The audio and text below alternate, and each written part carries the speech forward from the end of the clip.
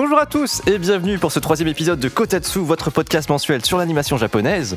Nous sommes le dimanche 27 août, à l'heure où on enregistre cet épisode. On a survécu à la chaleur. Alex, comment ça va ? Bah écoute, ça va bien. Comme tu dis, survécu à la chaleur, ça s'est un peu refroidi, ça fait du bien. T'as fait quoi récemment ? Récemment, je suis allé 4 fois au cinéma en 2 semaines. C'est un record. Voilà. T'allais voir quoi du coup ? Élémentaire, le dernier Pixar. Barbie, tout le monde en parle forcément, je suis allé le voir. Oppenheimer. Ah oui, c'est vrai. Et dernier enfin, Nolan. Le fameux Psycho Pass, qu'on parlera après. Tout à fait. Et bien en tout cas, pour ces 3 news, on parlera avant tout de Scott Pilgrim Takes Off, suivi de la vague de démission pour le film Spider-Man Across the Spider-Verse, et enfin de Psycho Pass Providence, un film qu'on allait voir hier. Et pour ce mois d'août, on va traiter de Paprika et revenir rapidement sur la carrière de son réalisateur, Satoshi Kon. Et on conclura ce podcast avec l'habituel free talk sur la perception des animés dans notre société.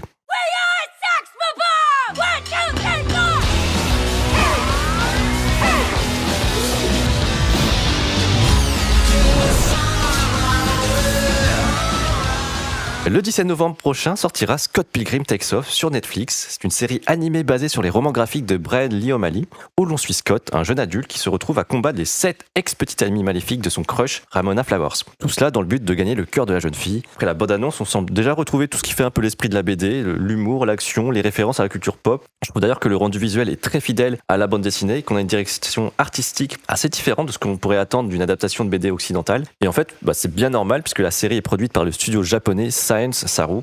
Ils ont œuvré sur le long-métrage Inuo, la série Devil May Cry Baby, ainsi que sur 2 épisodes de Star Wars Vision, un ensemble de 9 courts-métrages réalisés par des studios d'animation japonais de qualité plus ou moins inégale.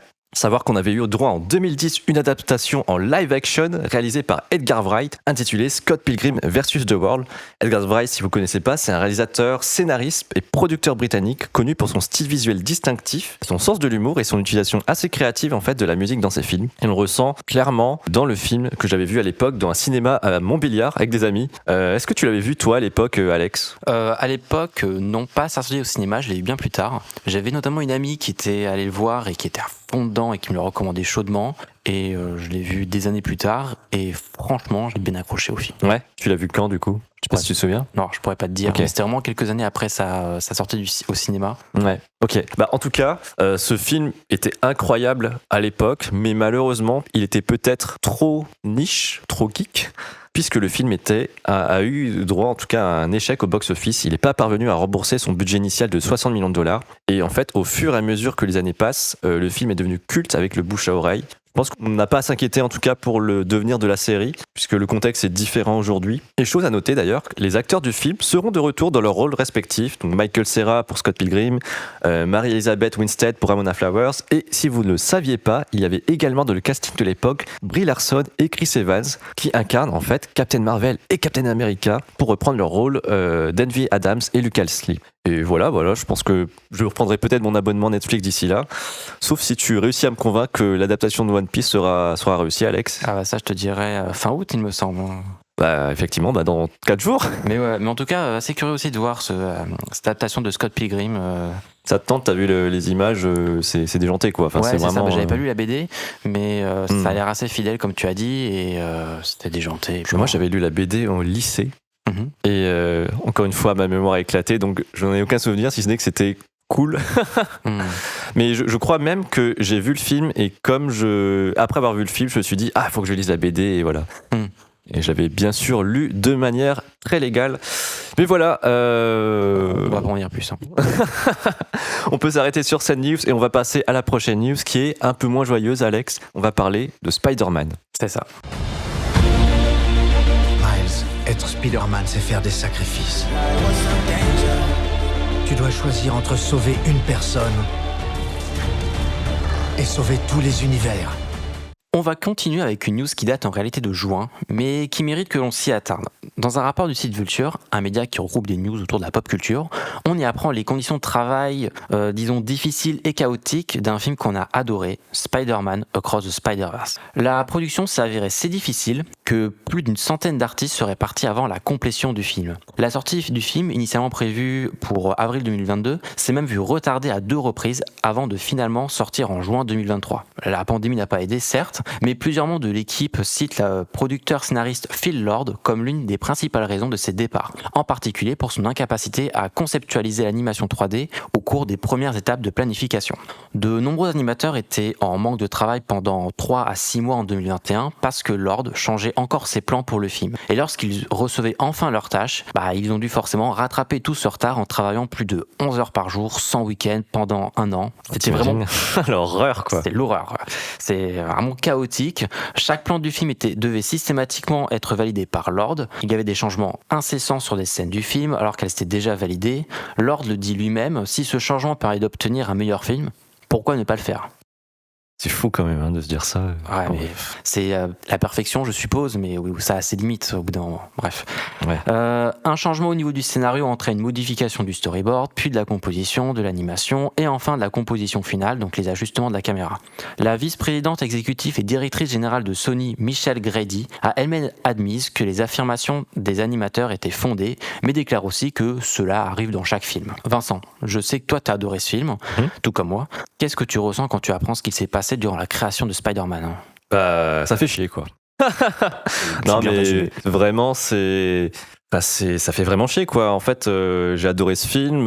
J'espère que c'était pas le cas pour le premier film aussi, mais c'est chiant d'apprendre en fait qu'un film aussi bon en termes de design, en termes de scénario, en termes de tout, quoi, a été réalisé dans des conditions désastreuses, quoi. Enfin, en fait, c'est quelque chose qui arrive pas que dans la création de films, mais également dans toute l'industrie créative, j'ai l'impression. Je sais que je vais citer un exemple, je sais pas si je t'ai raconté cette anecdote, mais il y a un jeu vidéo français qui est sorti en été. Je sais que toute l'équipe du jeu a bossé pendant 2 ans sur ce jeu, et en fait l'équipe n'a pas été payée.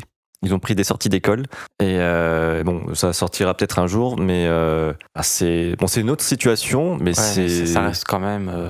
C'est horrible, quoi. T'imagines ? Ça reste fou de pas être payé pendant je sais pas combien de temps et finalement t'acceptes ça parce que tu fais partie du projet, c'est entre guillemets un peu ton bébé, tu vois, donc tu veux pas le lâcher. En plus de ça, c'est que en fait ça sera utile pour leur portfolio, tu vois, ces personnes-là. Ça va apporter leurs fruits. Et en fait. Je sais pas ce qu'il est devenu de ce projet. Je sais pas si le jeu fonctionne, mais en tout cas, c'est dingue en fait que cette situation existe en France notamment. Ouais. Franchement, t'appelles l'inspection du travail, c'est. Après, apparemment, si t'appelles l'inspection du travail, elle va pas venir tout de suite. Enfin, t'as un délai pour qu'elle arrive. Enfin, bref, c'est compliqué. Mais même, tu vois, pour les animés aussi. Enfin, c'est horrible. On a regardé un film hier qui s'appelle Les Enfants de la Mer. Oui. Et je sais pas si tu étais au courant, mais en fait, visiblement, il y a eu des gros problèmes de production pour ce film. Je sais pas exactement quoi. Je crois que c'était aussi une question d'argent. Enfin, moi, et c'est ça qui m'énerve un peu et qui me révolte, c'est que moi, j'ai toujours eu envie de bosser dans ces industries. Et dis-toi que même il y a 10 ans, je me méfie un peu déjà. Toi, t'en penses quoi en vrai, toi, de tout ça ? Est-ce que ça te choque ? Ah oui, non, mais c'est hallucinant. Et puis, comme tu dis, en fait, ça s'arrête pas que dans l'animation, ça va aussi dans le jeu vidéo, dans toutes les sources un peu de création. Toute l'industrie créative. Typiquement, je sais pas si t'es au courant, mais Marvel, il y a eu une espèce de révolte de la part des studios de FX qui en fait sont en fin de chaîne. Et apparemment, Marvel, c'est eux maintenant qui sont un peu les leaders. Enfin, c'est eux qui ont le plus de projets créatifs.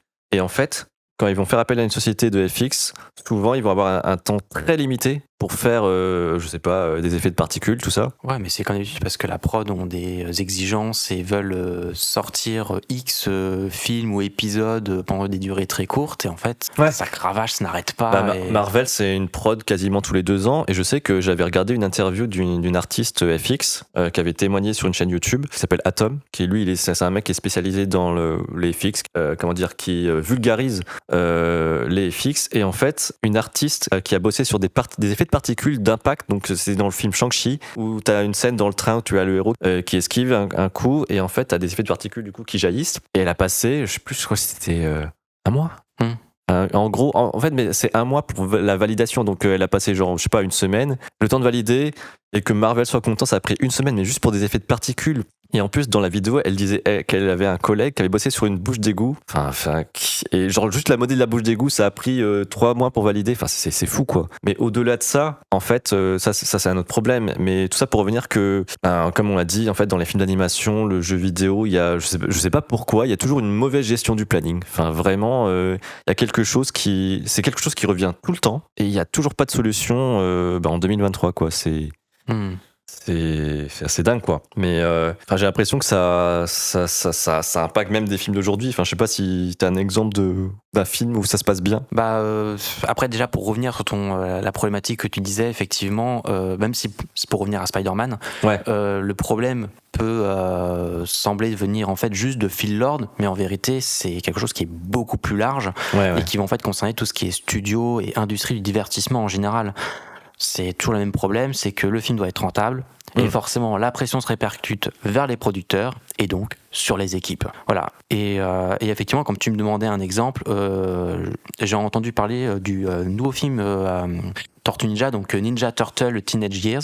T'es allé le voir d'ailleurs? Non, mais en vrai, je suis assez curieux. J'ai entendu des bons retours sur ce film. Et du coup, le réalisateur de ce film déclare en fait que le bien-être de ses équipes est essentiel pour avoir un travail de qualité. Incroyable. Voilà, c'est la révélation 2023. Et du coup, pendant la production du film, il s'est assuré que ses collaborateurs disposaient suffisamment de temps libre et qu'ils ne souffrent jamais plus que lui, car c'est lui le capitaine. C'est lui qui doit absorber les pressions pour ses équipes. Et finalement, peut-être faut-il juste faire preuve d'empathie et de compréhension envers les équipes. Bah ouais, hein.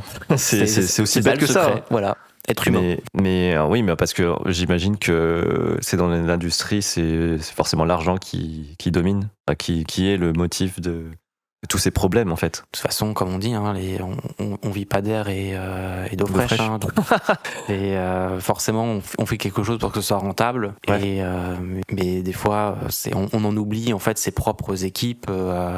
Enfin bon, ça met fin à la news. On va peut-être passer à autre chose. Carrément, on va passer à un film qu'on a vu très récemment, Psycho Pass Providence. Ah, enfin.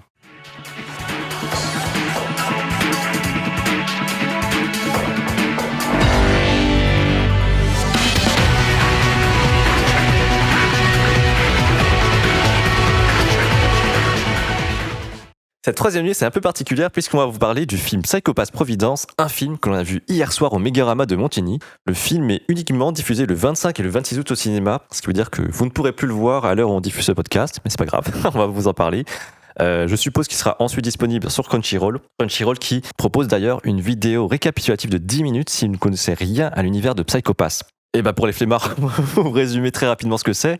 Psycho Pass, c'est une série d'animation cyberpunk produite par Production IG, réalisée par Naoyoshi Shiotani. On est dans un Japon régi par le système Sibyl, un gigantesque réseau de surveillance qui quantifie et régule l'état psychique des humains, leur Psycho Pass. Il est en effet possible de mesurer le facteur criminel des citoyens et ainsi identifier ceux qui sont susceptibles de commettre un crime, un peu comme Minority Report, si tu as vu le film avec Tom Cruise. Non, j'ai pas vu du tout. Ok, c'est un peu le même délire en vrai. Et l'histoire va porter sur le quotidien d'une brigade spéciale travaillant de pair avec des exécuteurs, donc c'est des personnes qui ont un psychopath anormalement haut, qui sont chargées d'appréhender les criminels latents.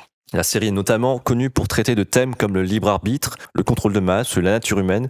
L'idée du projet étant de créer un successeur à Ghost in the Shell, le fameux film d'animation de Mamoru Oshii qui est encore aujourd'hui une des références de science-fiction. Est-ce que le pari est réussi ? Je ne sais pas en vrai. Mais on compte à ce jour 3 saisons, 3 épisodes spéciaux et 3 films d'animation. Et pour revenir en fait à Psycho Pass Providence, ce nouveau projet est là pour célébrer les 10 ans d'anniversaire de la franchise. La première saison de l'animé ayant été diffusée pour la première fois en 2012. Et je me souviens qu'on suivait les sorties d'épisodes chaque semaine, Alex, et qu'on chantait le deuxième opening en boucle. Tu veux nous faire un petit... Non, ça va. Oh Alex. On va pas détruire les oreilles des... Out of Control. Écoutez-le sur Spotify. Incroyable opening. Et tout ça pour venir en tout cas sur Psycho Pass Providence où on retrouve le duo de protagonistes de la première saison, Akane Tsunemori et Shinya Kogami, qui vont être amenés à enquêter sur une affaire qui va prendre une ampleur inattendue. C'est un film qui répond aux questions laissées en suspens de la saison 3. On découvre comment est mort le père d'Arata, comment Akane se retrouve en prison. Clairement, si vous n'avez pas vu la 3e saison, vous comprendrez rien au film, donc n'y allez pas. Mais sachez que l'entièreté de la 3e saison est disponible sur Amazon Prime Vidéo. Alors, mon cher Alex, qu'est-ce que tu as pensé de ce film? Bah franchement, on a passé plutôt un bon moment. Ouais. C'est Psycho-Pass, on a toujours le même univers, encore Oui. rassurant, tu vas me dire. Il y a des choses qu'on apprend parce que justement entre la saison 2 et la saison 3, Mm. en fait je me souviens que j'ai commencé la saison 3 où je me suis dit, oula, qu'est-ce qui se passe là? Je crois qu'il y a des trucs que j'ai zappés. Pourquoi Akane devient en prison? Pourquoi il se passe ci? Pourquoi il se passe ça? Ouais, c'était Et je me bizarre suis de. regarder le dernier épisode de la saison 2 en me disant, attends, je vais vérifier parce que j'ai un truc que j'ai zappé là. Saison 2 qui est oubliable, sachez-le. Hein. Et voilà, et en fait c'est après que tu m'as dit que du coup t'avais un film qui allait sortir. Oui. Et du coup c'est bien parce qu'enfin tu comprends pourquoi, qu'est-ce qui se passe et pourquoi il y a la saison 3. Ouais, mais d'ailleurs, en fait, il y a aussi des épisodes spéciaux avant, c'est Psycho-Pass, Sinners of the System. Du coup, tu les as pas vus, je Non, pense. je crois pas. Et en fait, ces épisodes permettent d'introduire au Frederica, donc la chef de la brigade étrangère. Ah oui, Police- la blonde. La blonde, ouais, effectivement. Et c'est pour ça, ensuite, aussi que tu découvres comment elle recrute Kogami, en fait. Pourquoi il revient. C'est expliqué dans ces épisodes. C'est pour ça aussi que je les ai regardés. Il y avait Kogami. Comme un beau bordel quoi. Non, ça va en vrai, mais oui, ça fait. Après, La saison 1, la saison 2, puis après il y a eu le premier film Psycho-Pass qui Oui. finalement je sais pas trop où ça se met, mais je C'est crois juste que après, ouais, la saison 1. Voilà, c'est juste après la saison 1, mais voilà. Après, tu as la saison 3. Après, la saison 3 se termine avec un film. Bah, et puis, tu as un troisième film qui, en fait, est entre la saison 2 et la saison 3. C'est quoi ça m'évoque Kingdom Hearts. Je sais pas si tu vois le délire, mais Kingdom Hearts, t'as Kingdom Hearts 1, Kingdom Hearts 2, ensuite il y a Chain of Memories, ensuite il y a Chain of Memories qui se passe avant Kingdom Hearts 2, et après il y a plein d'épisodes entre le Kingdom Hearts 3, et Ouais, bon bref, en gros, faut suivre, quoi. ouais, faut suivre. Mais ouais, enfin en vrai, moi aussi, pour revenir au film, moi j'ai beaucoup aimé le film. J'ai trouvé ça très intéressant. J'étais trop content de revoir des personnages de la saison 3. Ouais, Les héros, tu vois Kei, tu vois Arata, et tu comprends en fait ce qui se passe. Tu vois bon, on va spoiler du coup, mais voilà. Tu vois le frère de Kei. Moi, j'ai mis du temps à réaliser que c'était son frère. Le mercenaire là qui combat Kogami. J'ai pas tité tout de suite. Et en fait, j'ai compris quand il y avait des plans qui montraient Kei qui avait les cheveux blonds à l'époque. Oui. Et du coup, tu comprends que le mercenaire qui est blond, c'est aussi son frère. Tu comprends. De toute façon, ils le disent clairement au bout d'un moment. Ouais, et tu comprends pourquoi il fait ça, comment il est. Tu comprends pourquoi il est mort. Tu comprends aussi pourquoi le père d'Arata est mort. Et ça, c'était un point qui n'était pas résolu à la fin de la saison 3, quoi. Donc, trop content de revoir ces personnages, même si on les voit très brièvement, voilà. C'est trop cool. Et beaucoup d'action aussi. Les scènes de fight, toujours aussi impressionnant. Je sais pas ce que t'en as pensé de ça. Oui, c'est dynamique, puis il y a une espèce de stratégie entre vouloir respecter la loi régie par le système civil, mais en même temps ne pas faire ce qu'ils disent parce que ils remettent en question la loi juridique classique en fait qui est établie par les humains. Donc c'est ce côté où des fois ils vont un peu dans la gueule du loup. Il faut respecter le système, quoi. Armés de 2 bâtons, alors que. Ouais, typiquement en fait c'est dans la dernière scène d'action du film où ils sont en train un peu d'envahir la base ennemie. Ils se doivent de respecter la loi, donc c'est-à-dire d'utiliser les dominators, donc c'est les pistolets qui mesurent le Psycho-Pass. Qui mesurent le Psycho-Pass et qui peuvent littéralement tuer une personne. Et pourquoi je parle de ça Parce que justement, ils sont obligés d'utiliser ça pour être dans la loi civile. Oui. Mais justement, bon là, ça spoil encore plus, mais les ennemis ont un moyen justement pour cacher leur Psycho-Pass. Ah oui, c'est vrai. Et du coup, ils peuvent pas tirer, donc ils sont obligés de pirater un truc pour pouvoir passer par le civil. Ils piratent un dirigeable pour pouvoir mesurer leur vrai Psycho-Pass. Et à la fin, l'antagoniste se fait tuer par Kogami d'un coup de revolver, par contre. Je sais pas s'il y a une symbolique avec ça, mais voilà. Et gros, bon, on va tout spoiler en tant qu'affaire. Mais d'ailleurs, du coup, on comprend pourquoi Akane se retrouve en prison. Oui. Parce que moi, au début, je pensais vraiment qu'elle allait juste tuer l'antagoniste et que ça allait, je sais pas, mal perçu par Sibyl. Ouais, pareil. Mais pas du tout. Et pas du tout. Et en fait, c'est un coup de génie qu'elle fait. Ouais, en fait, elle accepte, je dis ça avec des guillemets, elle accepte le poste de, c'est gouverneur, enfin je sais plus. Un poste haut placé politique. Elle quitte la brigade dans laquelle elle était, la brigade spéciale. Elle accepte, c'est en live, c'est filmé, elle fait une annonce publique comme quoi elle accepte, et en fait, à côté d'elle, il y a la directrice qui incarne un peu le système civil, et en fait, elle prend un revolver et elle la tue. Ouais, littéralement. Devant tout le monde, quoi. Et pourquoi elle fait ça, Alex, du coup ? Elle fait ça parce que justement, la directrice, c'était Sibyl. Ouais. Donc c'est un robot. Donc effectivement, techniquement, elle tue personne. Oui. Mais les gens ne savent pas. Ouais, elle, il y a que quelques personnes qui le savent. Donc, et en fait, en faisant ça, elle veut montrer que son psychopathe ne monte pas alors qu'elle a tué une personne. Ouais. Et du coup, les gens se posent des questions sur l'utilité du système civil, enfin, remettre en question le système civil par rapport à l'évaluation des psychopathes. Ouais. Et elle montre du coup qu'il est possible d'avoir des exceptions, des anormalités, en tout cas dans le psychopathe. Et puis voilà quoi. Enfin, c'est vrai que je m'attendais pas à ça et j'ai été agréablement surpris. Tu vois, je trouvais ça logique et c'était. Elle se sacrifie en quelque sorte. Mais ouais. Quand je crois que dans les dernières scènes, tu la vois pleurer à la fin. Mais heureusement, t'as Kogami qui est là, c'est la dernière réplique du film d'ailleurs. Il lui dit je vais venir te chercher. Et si vous avez vu la fin de la saison 3, effectivement, il y arrive, tout va bien. Et ouais, enfin, on peut revenir aussi sur une des thématiques de Psychopath, c'est est-ce qu'un système totalement impartial, totalement objectif, serait plus à même de gouverner, tu vois ? En vrai, je me suis vraiment posé la question au bout du film. Tu vois, je me dis, c'est vrai que, en fait, nous, on réagit par les émotions. Est-ce qu'au final, avoir une IA, c'est un peu le thème aussi de l'année 2023, mais avoir une entité qui est totalement impartiale, tu vois, qui prend que des décisions rationnelles, serait pas plus efficace qu'un vrai système avec des humains ? L'avantage de ça, c'est comment tu peux pas corrompre une IA. Donc ça, c'est l'avantage. Mais en même temps, je pense que tu as aussi certains crimes ou délits qui vont se faire pour une raison bien particulière, effectivement, comme tu dis, qui vont être liés à des émotions, ou en faire en mode j'ai fait ça, mais parce que j'avais pas le choix, oui, je sais, c'est horrible. Oui, c'est vrai. Voilà. Et effectivement, là, ça pardonne pas le crime, hein, on va pas faire ok, vas-y, tu peux rentrer à la maison. Mais au moins, tu vas avoir une réduction de peine, ou tu vas avoir une sorte d'empathie pour dire oui, on comprend les faits, voilà. Alors qu'une IA va se dire oui, en fait, voilà. Ouais. En fait, mais c'est ce que disait Akane, c'est qu'en fait, il faut coexister avec le système et ne pas juste le laisser gouverner, ne lui pas donner le plein contrôle, en fait. Et voilà, je pense qu'on peut conclure ce segment sur ce film qui était très bien et qui, j'espère, sera disponible ailleurs. Enfin, je pense qu'ils vont le sortir, hein, c'est obligé. En tout cas, si vous n'avez pas vu la série entière de Psychopath, on vous le conseille quand même parce que c'est quand même. La première saison, la meilleure. La première saison, elle est vraiment bien et c'est une bonne série SF. Ouais, et c'est rare, tu vois, d'avoir ce type de série un peu sérieuse, un peu mature aussi, qui te fait réfléchir. Et qui est quand même assez complète, hein. Comme on a dit, 3 saisons, 3 films, des épisodes spéciaux. Donc, vous avez de la matière. Voilà, c'est ça. Et merci en tout cas d'avoir écouté ce segment. On va passer au dossier du mois.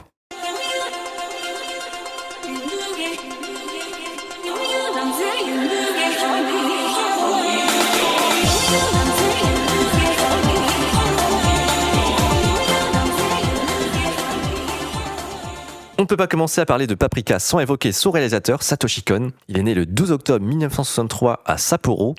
C'est un grand admirateur de Katsuhiro Otomo, l'auteur d'Akira. Il travaille d'abord en tant que mangaka, avant de s'intéresser à l'animation. En 97, Kon fait ses débuts en tant que réalisateur avec le film d'animation Perfect Blue, un thriller psychologique où on suit une ancienne pop idol qui poursuit une carrière d'actrice. Et alors qu'elle tente de se détacher de son image d'idol pour des rôles plus sérieux, elle va devenir la cible d'un harceleur obsessionnel. Et le film explore l'identité, la célébrité, il remet constamment en question la réalité et la stabilité mentale de son héroïne, Miwa. Et ce trouble en fait entre la réalité et la fiction sera d'ailleurs un des thèmes prédominants de sa filmographie. Perfect Blue, malheureusement, ne va pas fonctionner au box-office, mais sera un élément majeur dans sa carrière. Il posera les bases de son cinéma et influencera bon nombre de réalisateurs, donc Christopher Nolan. En 2001, il décide de changer de ton avec Millionaire Actress, un film suivant la vie d'une actrice à travers différentes époques, et 2 ans plus tard sort Tokyo Godfather, une comédie dramatique centrée sur 3 sans-abri qui trouvent un bébé abandonné le soir de Noël. On en a d'ailleurs parlé il y a très longtemps, Alex, rappelle-toi, il y a 10 ans, dans une émission YouTube qui s'appelait également Kotatsu. On n'a jamais parlé de Kotatsu, enfin de l'émission Kotatsu, pas du podcast Kotatsu. On n'en a pas parlé, mais un jour peut-être qu'on fera un react, je sais pas. Mais ouais, c'est Tokyo Godfather, il est quand même... Quel film. Et ces 2 œuvres, notamment, sont plus légères par rapport à Perfect Blue, qui lui permettent d'affiner son style. En 2004, Kon va s'essayer à la série avec Paranoia Agent, un animé de 13 épisodes explorant les aspects sombres de la société via une série d'événements mystérieux liés à un assaillant coiffé d'une casquette, armé d'une batte de baseball et portant des rollers dorés. C'est un peu étrange quand même.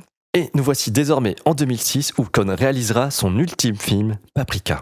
Du coup, Alex, c'est quoi ton rapport avec ce réalisateur ? Quels sont les films que tu as vus ? Alors, les films que j'ai vus, en vrai, j'en ai pas vu. J'ai vu la moitié, je pense, à peu près.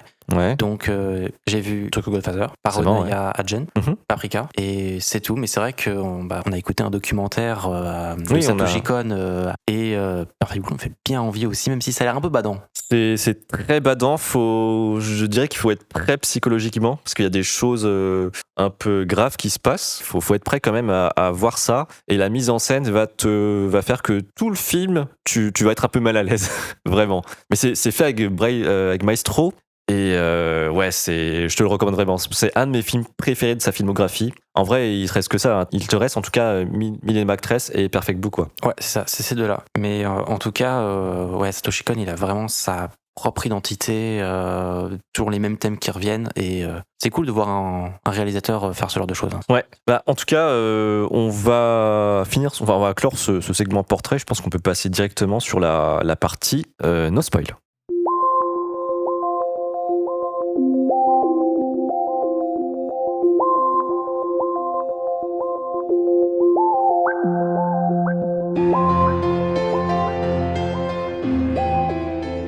Donc Paprika se déroule dans un futur proche où il est possible, via un appareil, la DC Mini, d'explorer les rêves d'autrui en toute lucidité. Mais pour utiliser cet appareil, la thérapeute et le patient doivent être tous les deux endormis. C'est un point important d'ailleurs. On va suivre le docteur Atsuko Chiba, psychothérapeute de renom, qui va utiliser cette technologie créée par le docteur Tokita pour aider ses patients à résoudre leurs problèmes psychologiques. Et dans le monde des rêves, celle-ci va prendre la personnalité de Paprika, une femme assurée et malicieuse qui est un peu l'exact opposé de sa version réelle, qui est beaucoup plus stricte et sérieuse. Le début du film sera marqué par le vol de plusieurs disséminés, ce qui va amener Chiba et son équipe à enquêter sur l'affaire, notamment sur l'apparition d'un mystérieux phénomène où le monde des rêves et le monde réel vont s'entremêler, provoquant des incidents dans la réalité. Et on va s'arrêter là pour ce résumé. Il faut savoir que le film est une adaptation libre d'un grand écrivain de SF, Yasutaka Tsutsui. Et pour l'anecdote, Paprika devait avoir une adaptation live action, mais le projet a été annulé à l'époque suite à des coûts budgétaires trop élevés, en particulier pour représenter les séquences de rêve. Le hasard faisant bien les choses, il va rencontrer Satoshi Kon, un événement sponsorisé par un magazine d'animé, et il lui demandera lui-même d'adapter sa propre œuvre, Paprika, en film d'animation.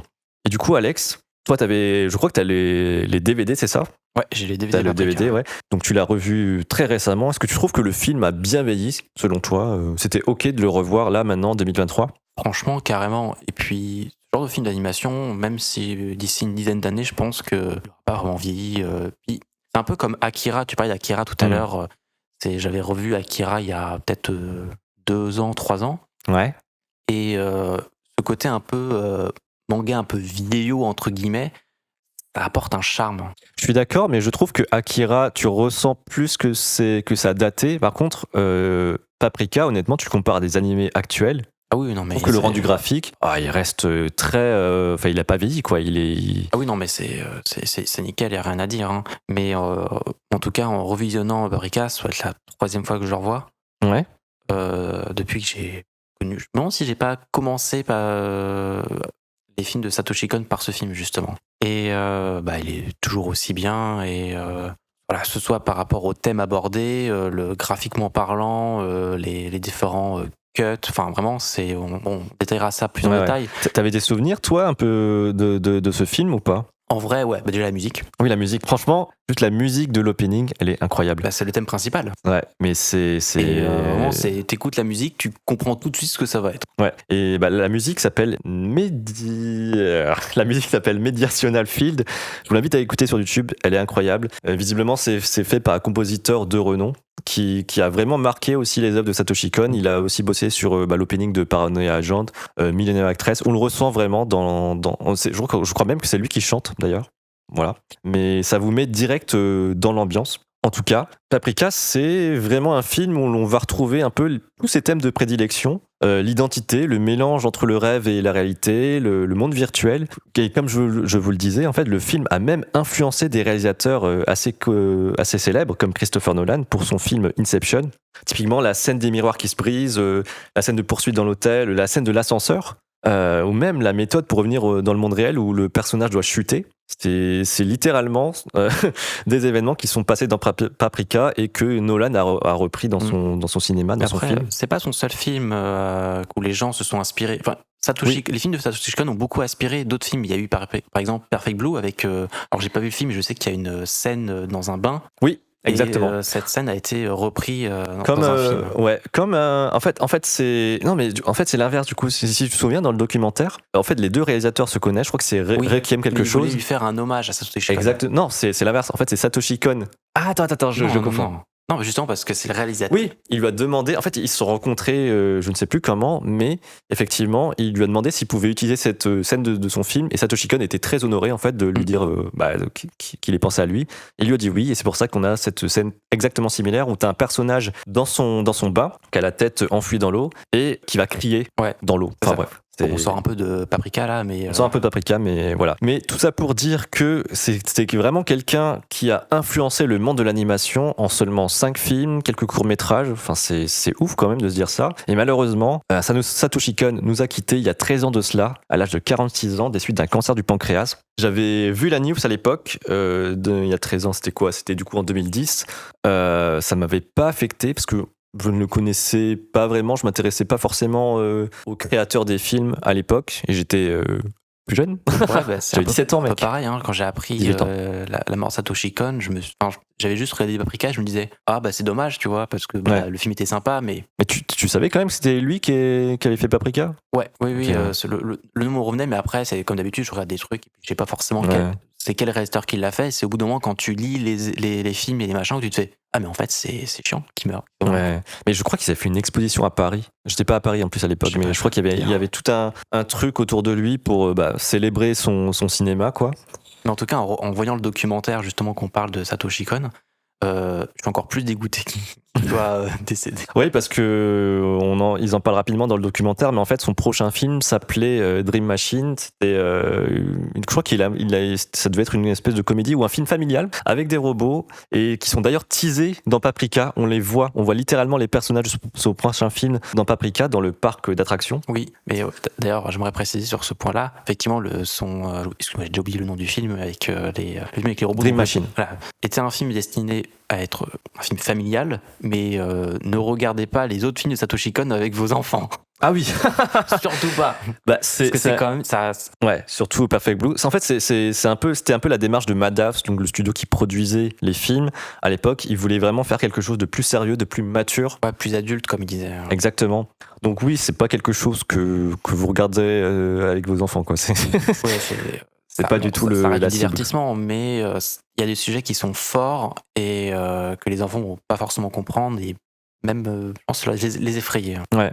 Mais est-ce que, en dehors de Satoshi Kon, du coup, ça nous avait pas vraiment marqué à l'époque, mais est-ce que tu as un créateur ou une personnalité publique dont la mort t'a affecté, tu vois En vrai, pas tant que ça. Il y en a un qui me vient à l'esprit, alors j'ai déjà oublié le nom, mais c'est l'auteur de Berserk, où je sais que j'avais regardé j'ai pas lu les mangas, mais j'en avais l'intention, après avoir regardé les animés qui sont d'une qualité plus ou moins discutable, mais ceci est un autre débat. Et je me disais, le manga, comme il a l'air vachement bien, tout le monde en dit du bien. C'est un peu ton univers, j'ai l'impression que c'est un univers qui te parle, quoi. J'aime bien la dark fantasy. Et je me disais, un jour, je vais m'y mettre. Et effectivement, peu de temps après où je me suis dit ça, on a appris la mort de l'auteur, et je me suis dit, ah merde. Ouais. Alors, même si je sais que la suite va être reprise par son assistant. Mais bon, forcément, ce sera pas pareil, quoi. C'est pas pareil. Typiquement pour Dream Machine, le projet devait être repris par un de ses proches collaborateurs, mais au final, son proche collaborateur, cette personne s'est rendu compte qu'au final, il était incapable de trouver quelqu'un pour faire du Satoshi Kon, parce qu'il y a que Satoshi Kon qui avait son style, et au final, si tu essayes de le mimiquer, c'est comme si tu faisais une copie de. Ça se voit. Je pense qu'il y a un côté frustrant parce que la personne qui fait ce film. C'est pas son film au final. C'est pas vraiment son film, donc il est à moitié satisfait. Ouais. Et en même temps, on perd de l'essence de Satoshi Kon. Donc ça fait un entre-deux qui peut être vite décevant, et autant s'arrêter sur ses bons films plutôt de faire un film le scénario d'original de Satoshi Kon. Voilà. Tu vois, moi, en personnalité ou en créateur dont la mort m'a affecté, c'est arrivé une seule fois. C'était avec Moon Ti-hoon, je sais pas si ça te parle. C'est l'auteur de Ruby. Ah oui. Et je sais pas pourquoi ça m'affecte autant, parce que en fait je suivais cette personne depuis des années. Ruby, si vous connaissez pas, c'est une série, à l'époque c'était une web série en 3D où on suit donc une jeune fille qui entre dans une école. Il y a un côté un peu Harry Potter, et elle va se faire des amis et ils vont affronter des des monstres et compagnie. Mais la particularité de Ruby, c'était les combats. Il y avait toute une chorégraphie. Après, tu parles de magie, mais c'est pas de la magie. Enfin, un peu comme Harry Potter, mais c'est pas une école de magie. C'est une école de chasseurs pour chasser, en fait. Exactement. des monstres. Oui. Et ils utilisent du dust, c'est l'énergie du monde. C'est de la poussière, quoi, traduit en français, quoi. Et vraiment, le point fort de cette série, c'était les combats qui étaient chorégraphiés, qui étaient ultra stylisés. Et en fait, t'avais de la musique qui était rythmée, du coup, sur ces chorégraphies. C'était incroyable. J'ai lâché, du coup, la série continue malgré tout. Il y a même eu un remake, non? Une espèce de 2D, je crois. Non, c'est pas un remake. Alors oui, chose étonnante, c'est qu'il y a eu une adaptation animée. C'est pas vraiment une adaptation, c'est comme si c'était une OAV, tu vois ce que je veux dire? Ouais. Ça se passe dans le même univers et les mêmes personnages, sauf que c'est en 2D. Et ouais, c'est ouf. En fait, c'est ouf de voir qu'une prod américaine a été adaptée en animé, quoi. Enfin, c'est impressionnant. Mais pour revenir à Ruby, pour moi, vraiment, l'essence même de la série, c'était son créateur, donc Monty Wu. Et en plus, j'ai envie de dire, c'est trop cool comment il est mort parce que il a fait une visite médicale et en fait, il a fait une mauvaise allergie et il est mort de ça. C'était foudroyant, quoi. Il est mort dans les quelques jours après sa réaction allergique. Et moi, je me souviens que ils avaient fait une espèce de cagnotte où tu pouvais, parce que tu sais, aux États-Unis, il n'y a pas du tout la même couverture médicale. Donc moi, j'avais contribué à ça. C'était mon premier don. C'est le premier don que j'ai fait pour aider cette personne.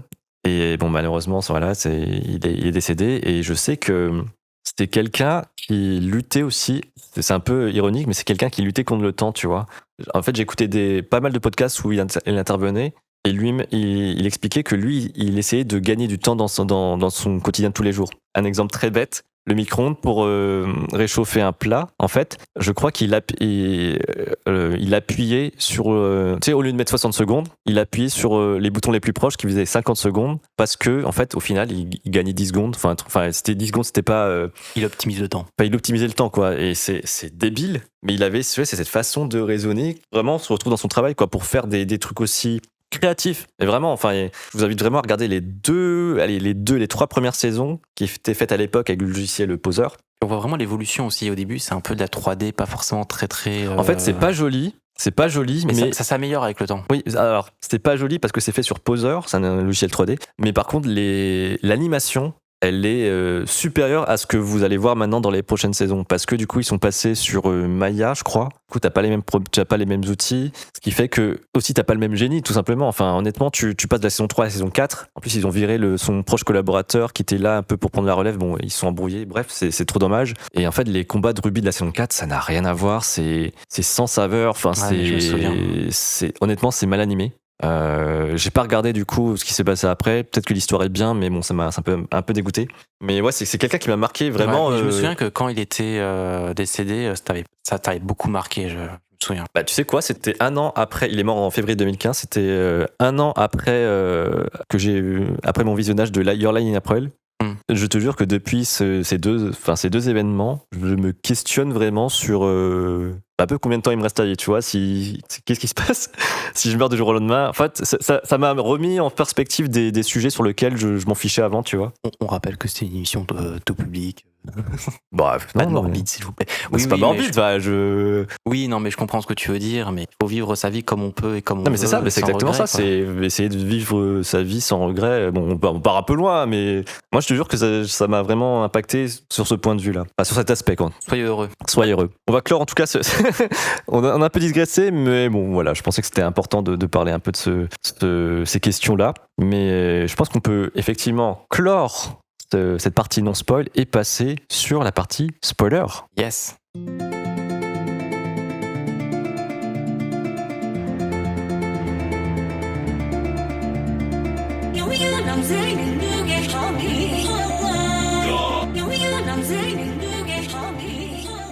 Et bienvenue en partie spoiler. Avant d'entrer en profondeur dans l'histoire, j'aimerais revenir sur le design des personnages. Je trouve que les personnages de Satoshi Kon sont souvent dessinés avec un trait assez réaliste et une certaine attention au détail. On n'a pas hésité en fait à exagérer la morphologie d'un personnage si ça sert son propos. On peut parler notamment du design du docteur Tokita Kusaku. C'est le créateur des DC Mini qui accompagne l'héroïne, qui est vraiment présenté comme un personnage très obèse dans le film, mais vraiment il est représenté de manière un peu grotesque, je trouve. C'est vraiment dans l'excès. Il est tellement obèse qu'il se retrouve coincé dans un ascenseur dans la première scène où on le rencontre notamment. Ouais. Ce qui est une scène assez importante dans le film au final. Exactement, parce on reviendra sur cette scène plus tard peut-être. Et contrairement à Tokita, Shiba, donc Atsuko Shiba, qui est l'héroïne, elle est représentée avec une silhouette assez affinée. Ses cheveux sont attachés, elle porte des vêtements de businesswoman. Elle porte des couleurs très ternes, ce qui est tout le contraire de son alter ego Paprika, qui porte un simple haut rouge et un jean. C'est une tenue de tous les jours. Et en un regard, on comprend le caractère du personnage et sa fonction dans le récit. Voilà, fin de la parenthèse sur le character design, mais je trouvais ça important d'en parler. Et on va recommencer à vous parler de l'histoire, notamment de l'introduction, qui débute avec Paprika, donc en pleine thérapie de rêve, avec le commissaire de Toshimi Konakawa, qui se déroule au début dans un cirque, mais qui va très vite changer de scène. Et on va avoir une scène où tu vas voir Paprika et le commissaire dans le film Tarzan. Donc Paprika qui prend l'apparence de Jane et le commissaire qui a l'apparence de Tarzan. Ouais. Et il y a plein de scènes qui vont s'entremêler, qui vont se succéder. Après, ça va enchaîner avec un effet de transition assez sympa sur un film un peu d'espionnage.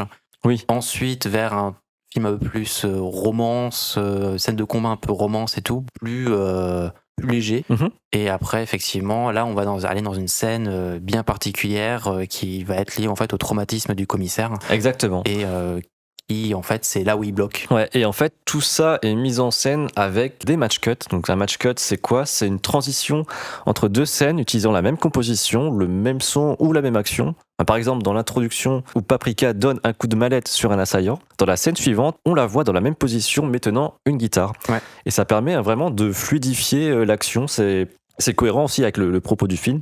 Donc les scènes se passent et une fois sorti du rêve, donc Paprika le commissaire et Paprika, on va dire Atsuko, sont réveillés. Elle lui dit au revoir, elle donne sa carte et là l'intro du film commence avec je sais pas comment dire, des transitions, mais c'est pas forcément que des match cuts, mais en gros c'est Paprika qui se déplace un peu en fait dans le décor de la vie réelle, j'ai envie de dire. Hop, ouais. On la voit à un endroit, elle va aller sur une espèce de personnage sur un vaisseau spatial d'un camion, hop, elle va décoller dans le ciel et puis après elle va atterrir dans un autre endroit pour être dans un café avec avec elle est en train de manger un hamburger et petit à petit en fait elle va aller rejoindre son alter ego de la vie réelle. Ouais. Et en fait, on comprend que Paprika est le personnage dont j'ai oublié déjà le nom. C'est le docteur Atsuko Shiba. C'est ça, voilà. Et j'aimerais quand même ajouter aussi un truc sur la scène du début, là, avec la scène du cirque et où on passe de film en film. C'est qu'au tout début, on ne sait pas que c'est un rêve. Hein. Oui. Donc au début, on arrive dans un univers où on voit un cirque avec un clown qui sort d'une toute petite voiture et tu te dis, ok, qu'est-ce qui se passe ? Et en fait, t'as des éléments qui sont de plus en plus what the fuck qui avancent et au bout d'un moment, on te dit, mais où est-ce qu'on est ? Qu'est-ce qui se passe ? Après, on comprend que c'est un rêve. On va voir le Konakawa, donc le commissaire, qui est dans le cirque et à un moment, il va se retrouver dans la cage du clown et il va voir plein de personnes se précipiter vers lui avec son visage. Avec son visage, ouais. C'est très déroutant. C'est un peu, ouais. Mais bon, ça fait tout de suite comprendre qu'on est dans le monde du rêve, du coup. Oui, c'est ça. Mais on comprend. Techniquement, on le dit pas. Si on ne sait pas quelle est la thématique du rêve, tu comprends pas ce qui se passe. Et c'est ce qui est important, et on en parlera un peu plus tard, il me semble, c'est qu'il mêle réalité et fiction. Ouais. Et donc, après cette introduction, on va suivre Atsuko, se diriger à son bureau, et elle va constater en fait qu'on a volé les dissimini, donc l'appareil qui permet d'entrer dans les rêves de n'importe qui. Et c'est problématique. Elle va avoir une conversation avec ses collègues. Ils vont se rendre dans le bureau du patron, parler de ce problème. Et parmi ses collègues, il y a le docteur Torataro Shima, qui est une personne un peu âgée, avec des lunettes. Et qui a travaillé sur le projet justement du dissimini. Exactement, et il va être pris d'une crise de folie. D'ailleurs, c'est marrant parce que la première fois que j'assistais à cette scène, je pensais que j'avais décroché parce que je ne comprenais rien à ce qu'il disait. Oui, mais pareil, je me suis dit, attends, stop, de quoi il parle ? Vraiment, il parle de n'importe quoi et en fait, on ne comprend rien. Et c'est tout simplement parce qu'il est pris d'une crise de folie. Il commence à courir dans tout l'immeuble et là, il saute dessus la fenêtre. On a un fondu au noir et ça montre en fait, cet exemple permet de montrer les premiers dangers du vol du dissimini. Et en fait, on va constater après que d'autres membres de l'équipe scientifique vont commencer à être touchés par cette folie. Et parce que visiblement, le coupable a la possibilité d'influer sur les rêves et l'inconscient de ses victimes, même lorsqu'elles sont éveillées. Ce qu'on avait dit auparavant, que l'utilisation de l'appareil, donc du DC Mini, exigeait que la personne soit endormie. Et là, du coup, ça devient vraiment dangereux. Ouais, c'est ça. Et c'est ce moment-là qu'ils se sont rendus compte qu'ils avaient l'intention de mettre une sécurité, justement, d'accès pour l'utilisation du DC Mini qu'ils n'avaient pas encore mis en place. Ouais. Donc, ils vont essayer d'en découvrir plus sur ce vol à travers le rêve de Shima, donc avec des écrans, à l'analyser, tout ça. Et ils vont découvrir à travers une petite poupée japonaise, que effectivement ça va être Imuro, qui est un collègue qui travaille dans la même équipe qu'eux. C'est aussi la première scène où on va découvrir la parade. Oui. La fameuse parade, qui est en fait un mélange d'animaux, d'objets vivants. Vraiment, pour moi, c'est une personnification de la folie. Ouais, clairement. Ça n'a ni queue ni tête, ce truc. C'est assez fou visuellement. Et qui est du coup très lié au thème de Paprika. La musique. Oui. Bref, en tout cas, Imuro est du coup dans les coupables. Ils vont chez lui. C'est un suspect en tout cas. C'est un gros suspect même. Ils vont chez lui pour en apprendre plus, essayer de trouver. Donc il fouille son appartement, quoi. Il fouille son appartement. Et là va apparaître aussi une autre scène qui est assez intéressante, où on va voir Atsuko suivre une espèce de... avoir une impression de suivre une poupée ou quelque chose comme ça, donc qui est lié au rêve, et en la suivant va passer par un passage dans l'immeuble jusqu'à... En fait, elle ouvre un placard, elle voit qu'il y a un passage souterrain, donc elle descend, elle se retrouve dans un parc d'attractions. C'est un parc d'attractions totalement désert. Oui. Assez bizarre quand même de se dire que t'as un parc d'attractions dans ton immeuble, bref. Et elle regarde un petit peu à gauche, à droite, va retrouver la poupée, et qui est du coup, elle est séparée avec la poupée par une barrière, donc va vouloir sauter la barrière pour passer de l'autre côté, et là... paf, on retourne dans la réalité et en fait elle ne passe pas la barrière d'un parc d'attraction mais la barrière d'un balcon d'un immeuble. Exactement. Donc l'immeuble où c'était de base et en gros elle se manque de se tuer quoi. Ouais, heureusement qu'il y a un collègue qui la rattrape au dernier moment, mais c'est encore une preuve on arrive de moins en moins à mêler la réalité à distinguer la réalité et la fiction effectivement. Et ça prouve que ça devient vraiment dangereux en tout cas même pour le Atsuko du coup qui n'a pas le DC Mini, donc des personnes sans l'appareil commencent à être affectées par cette espèce de folie qui contamine tout le monde. Ouais, ça, et c'est même de pire en pire parce que plus le film avance, plus les personnes sont affectées parce que c'est pas juste dans la petite équipe du DC Mini, mais en fait, c'est d'autres scientifiques qui sont dans l'institut. Qui deviennent vraiment fous. Qui deviennent complètement fous, toujours liés à la parade. Et ça augmente petit à petit. Et c'est vraiment plus un cas isolé. Ça commence à affecter beaucoup de monde. Et on va faire un peu un petit skip où on apprend, en tout cas, grâce à Paprika qui va explorer les rêves, elle finit par démasquer le méchant. Le manipulateur, c'est en réalité le président de l'institut qui est en fauteuil roulant, assisté par un de leurs collègues qui est aidé dans l'enquête, donc Osanai. Et parce que tu veux pas qu'on parle de cette scène, c'est un peu disturbing, c'était un peu perturbant, mais en gros, Paprika se fait attraper parce que Paprika se fait attraper par son collègue qui l'attache. Et même visuellement, c'est quand même, il y a un délire comme quoi elle est comment dire. Elle est un peu représentée sous la forme d'un papillon, donc elle a des ailes de papillon et elle va être épinglée. Ouais. Via les ailes, donc en fait elle peut plus s'enfuir, un peu comme, je sais plus quel terme ça a, mais c'est le cas où tu vas en fait disposer les insectes d'une certaine façon pour les épingler pour qu'ils puissent sécher et après les représenter comme un tableau, tu vois. Ouais, c'est exactement ça, c'est vraiment creepy quoi. Et elle est limite en train de se faire agresser sexuellement.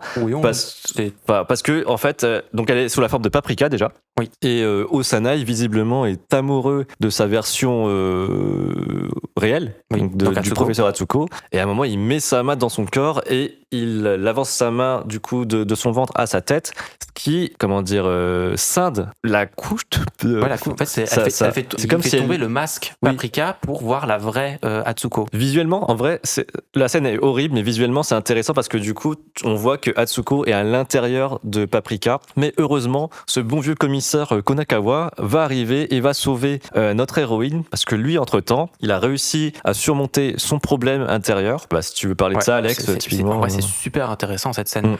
Parce que du coup, qu'on rappelle au tout début du film, on comprend qu'il a un problème qu'il essaye de résoudre, et en fait c'est à ce moment-là qu'il comprend l'origine du problème en discutant justement avec 2 serveurs qui sont liés au rêve, à la thérapie de Paprika, qui comprend que il a un événement de quand il était au lycée où il voulait devenir réalisateur de film avec son meilleur pote. Et donc 17 ans il me semble. Oui. Et donc c'était leur rêve d'être réalisateur, et en fait il disait que il manquait de confiance en lui, donc il a tout lâché. Il était même en train de tourner un film, truc étudiant, hein, mais il était en train de tourner un film, et par manque de confiance en lui, il l'a un peu abandonné. Et par rapport à son ami qui visiblement était beaucoup plus talentueux, beaucoup plus compétent que lui. Enfin c'est son impression en tout cas. Et du coup donc il lâche complètement le projet, et en fait pour lui c'est comme s'il avait trahi son meilleur pote. Ouais. Et après, on apprend qu'effectivement, lui devient commissaire, alors que son pote, lui, va continuer ses études pour être réalisateur. Et on apprend qu'il est malade, en fait. Voilà, qu'il est malade, et qu'en fait, qu'il va être décédé peu de temps après. Ouais. Et du coup, il a une espèce de regret interne où il a trahi son meilleur pote, et il s'en veut énormément par rapport à ça. Ouais. Mais heureusement, il va comprendre en fait que c'est une scène d'ailleurs un peu marquante où il va voir son ami qui va lui dire qu'au final, il est fier de lui parce que il vit littéralement l'histoire de leur film. Ouais. Ah, c'est beau. Oui, mais c'est incroyable. Et du coup, trauma réparé, incroyable. Ouais, tout va bien. Donc on retourne à la scène où il sauve Paprika. Il va s'échapper via un de ses rêves. Et on va revenir à la réalité. Tout semble résolu. Mais en fait non, parce que la réalité et la fiction sont en train vraiment de s'entremêler. Et il y a une scène vraiment un peu délirante où tu vois des salaryman en haut d'un immeuble qui font un salut à la caméra et qui sautent. C'est incroyable cette scène. Ça fait penser un petit peu au générique de Paranoia Agent. Je sais pas, c'est bizarre aussi, quoi. Ce que je trouve aussi intéressant, c'est le moment où tu comprends qu'ils sont pas tous dans la réalité. Oui. Ils sont pas dans la réalité, et en fait on va voir la poupée japonaise qui était représentée par Imuro, géante, littéralement, qui fait la taille d'un immeuble, et qui va juste donner un coup avec son bras pour casser l'immeuble. Et là tu comprends, tu te fais ok, donc en fait ils sont jamais rentrés du rêve, et en fait c'est à ce moment-là que tu comprends effectivement que rêve, fiction. Ouais, et on va aussi retrouver Tokita qui lui a fait une espèce de mission solo parce qu'on l'a traité vite fait d'insouciant, d'incapable et d'insouciant.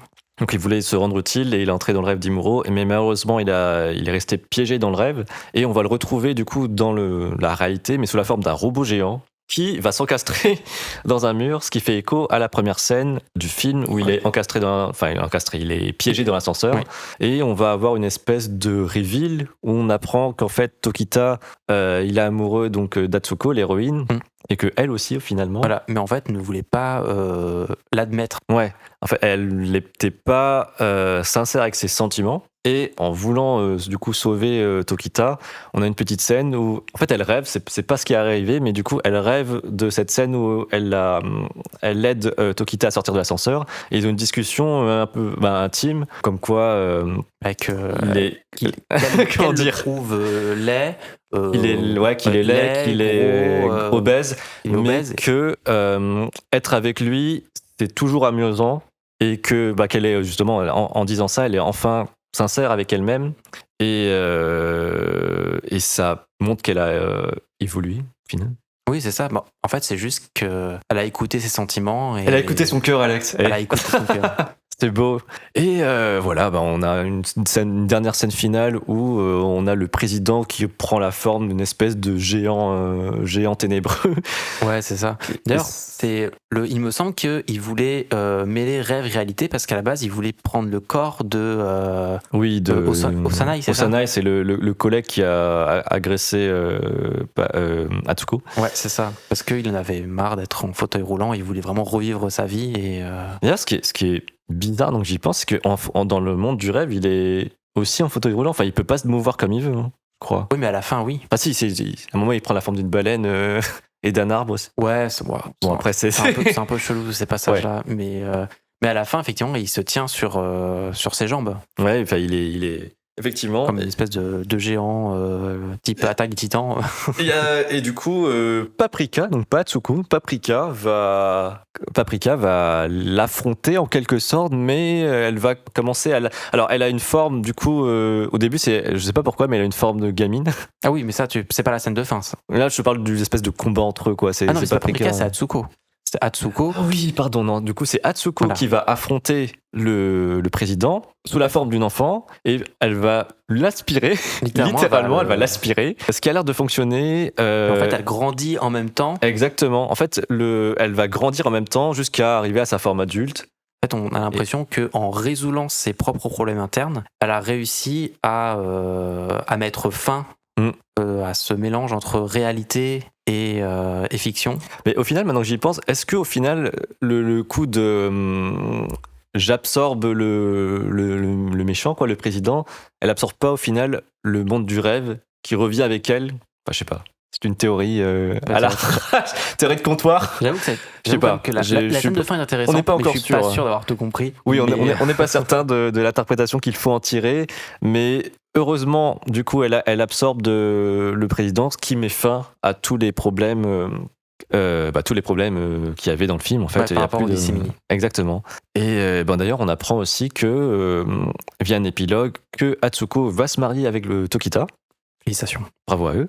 Donc, dernière scène du film, par contre, on va retrouver ce bon vieux commissaire devant un cinéma qui va acheter une place de cinéma et qui va aller voir un film. Ce qui renoue du coup avec son amour du cinéma, qui n'était pas du tout le cas au début du film où il disait qu'il détestait le cinéma. Et voilà, ça permet de conclure ce film d'une bien bonne manière. Ouais, c'est ça. Une bonne musique. Et c'est vraiment le film, il est vraiment très intéressant et j'aime beaucoup ce côté où, à la base c'est le livre de Paprika, mais ce côté où tu as un objet pour interagir avec les rêves, pouvoir les écouter, enfin les regarder, et que ce soit dans un but médical pour les traumas, mais qui s'est jamais dit j'aimerais bien enregistrer mes rêves quand même pour voir ce que ça donne. Ouais, est-ce que toi, tu te souviens de tes rêves ou pas? Quasiment pas. Mais c'était déjà arrivé vraiment de te souvenir d'un rêve avec précision? Ouais. Des fois, il m'est arrivé des fois de me réveiller le matin et je me souviens très très bien des passages de mon rêve. Du moins des sensations. Après, de 100%, je pourrais pas te réécrire un scénario non plus, mais de suffisants moments clés pour savoir ce qui s'est passé. Moi, c'est seulement quand je me réveille que vraiment, souvent c'est des des cauchemars, je dirais. Ouais. Typiquement, tu vois, j'en parlais avec un collègue. J'ai quitté mon entreprise en mars dernier, et en reparlant avec un ancien collègue, du coup, enfin, ancien collègue, bref, il a quitté aussi l'entreprise. En reparlant avec lui récemment, j'ai fait un cauchemar où j'étais avec lui en train de faire une présentation, parce qu'on travaillait ensemble, donc j'étais avec lui en train de faire une présentation de design, je crois, à mon ancien boss. Et mon ancien boss était en train de m'humilier et disait que je faisais de la merde. Et je me suis réveillé à ce moment-là. Bref. Incroyable. Cauchemar. Typique les cauchemars du j'ai un examen et que j'ai oublié mon pantalon, quoi. Mais ça m'est jamais arrivé. Est-ce que c'est un truc vrai? C'est un vrai truc, ça? Et ça arrive à beaucoup de monde? Je sais pas. Mais tu connais quelqu'un qui t'a dit ça? Ouais, je sais pas. Mais c'est vrai que mes rêves, souvent, je me souviens plus de mes cauchemars. Un truc qui s'est bien passé. Ils sont plus marquants. Mais une fois, j'ai fait une espèce de rêve lucide. Une fois. Ça avait conscient que t'étais dans un rêve? Ou oui, mais ça a pas duré longtemps. C'était un peu bizarre, j'étais chez moi. Ouais. En fait, je dormais dans mon lit. Donc vraiment, Inception, c'était pas la réalité. Le rêve, t'étais dans ton lit? Ouais, je rêvais que j'étais dans mon lit en train de dormir et que j'ai entendu un bruit chez moi, un peu étrange, et je savais qu'il y avait quelqu'un chez moi. Et du coup, je commence à me lever. Et en fait, j'avais certains éléments où je me disais, tiens, c'est bizarre, il n'y avait pas ça avant. Tiens, c'est bizarre, pourquoi j'ai ça? Tiens, enfin, il y avait certaines incohérences. Et au bout d'un moment, je me suis dit, en fait, je crois que je rêve. Et tu t'es réveillé juste après? Et je me suis réveillé juste après en me disant, en fait, dans mon rêve, je me suis dit, ça va pas, je panique là. Il faut que je me réveille. Et là, je me suis réveillé. Ah ouais. Non, mais et aussi, tu vois, je pense que c'est aussi un mystère que tout le monde veut savoir. C'est quoi comment tu peux expliquer le phénomène du rêve, quoi? Il n'y a aucune explication scientifique aujourd'hui qui peuvent te dire pourquoi tu rêves de ça, comment ça arrive, parce que c'est vraiment random en plus. Ça récupère des événements que tu as eu dans la vie, ou que ce soit du passé ou d'aujourd'hui, il te fait une espèce d'histoire avec des choses qui t'ont marqué. Et, T'as une fonction random, c'est rêve, je vais prendre des éléments Non, de ta mais, vie, paf. par Et, exemple, moi, je sais que si j'ai des éléments, s'il y a des éléments si dans une période stressante, tu vas justement faire des rêves qui, enfin, le fait que tu es dans une période stressante va être amené à justement être dans des situations un peu compliquées, que ce soit par exemple, bon, je reparle de l'histoire du pantalon, même si c'est jamais arrivé, Ouais. mais ou des choses en fait qui vont te mettre un peu en désarroi. Où tu vas être par exemple en mode, ça m'est déjà arrivé par exemple, où je sais que c'est une période un peu stressante, avec des examens et tout, je sais pas, pendant mes études par exemple, et en fait j'avais fait un rêve où j'étais en cours de lycée, où j'avais un examen de maths, tu vois, et en fait j'ai pas révisé. Truc de merde quoi. Et Je crois que c'est arrivé. Je crois que c'est m'est arrivé, ce genre voilà, de délire. ou les trucs du t'es à la fin de tes vacances, et en fait tu te rends compte que t'as pas fait tes devoirs. Ouais. À l'époque des devoirs, c'est fini ça, Alex. On n'a plus rien à faire à la maison. Jamais je fais mes devoirs à la maison. Ouais, c'est vraiment un truc qui manque pas. Ça manque pas du tout. Tu vois, dans les études, autant. Ouais, bon, ça manque pas du tout, bref. Mais ouais, le rêve, c'est vraiment quelque chose qui. Je sais pas, c'est fascinant à la fois, tu vois. En vrai, moi, j'aime. Enfin, C'est aussi pour ça que j'ai bien aimé Paprika, parce que je trouve que le rêve, c'est vraiment quelque chose d'intéressant qu'on entend souvent parler. Et le fait que ce soit représenté de cette manière. Oui, c'est surtout ça aussi, parce que tu peux avoir des animés qui vont. Où t'as des personnages qui vont rêver, mais on n'aura jamais ce grain de folie, tu vois, qu'il y a dans Paprika, quoi. Et c'est malheureusement quelque chose qu'on n'a pas revu depuis, je trouve, dans les films d'animation ou tous les animés sortis.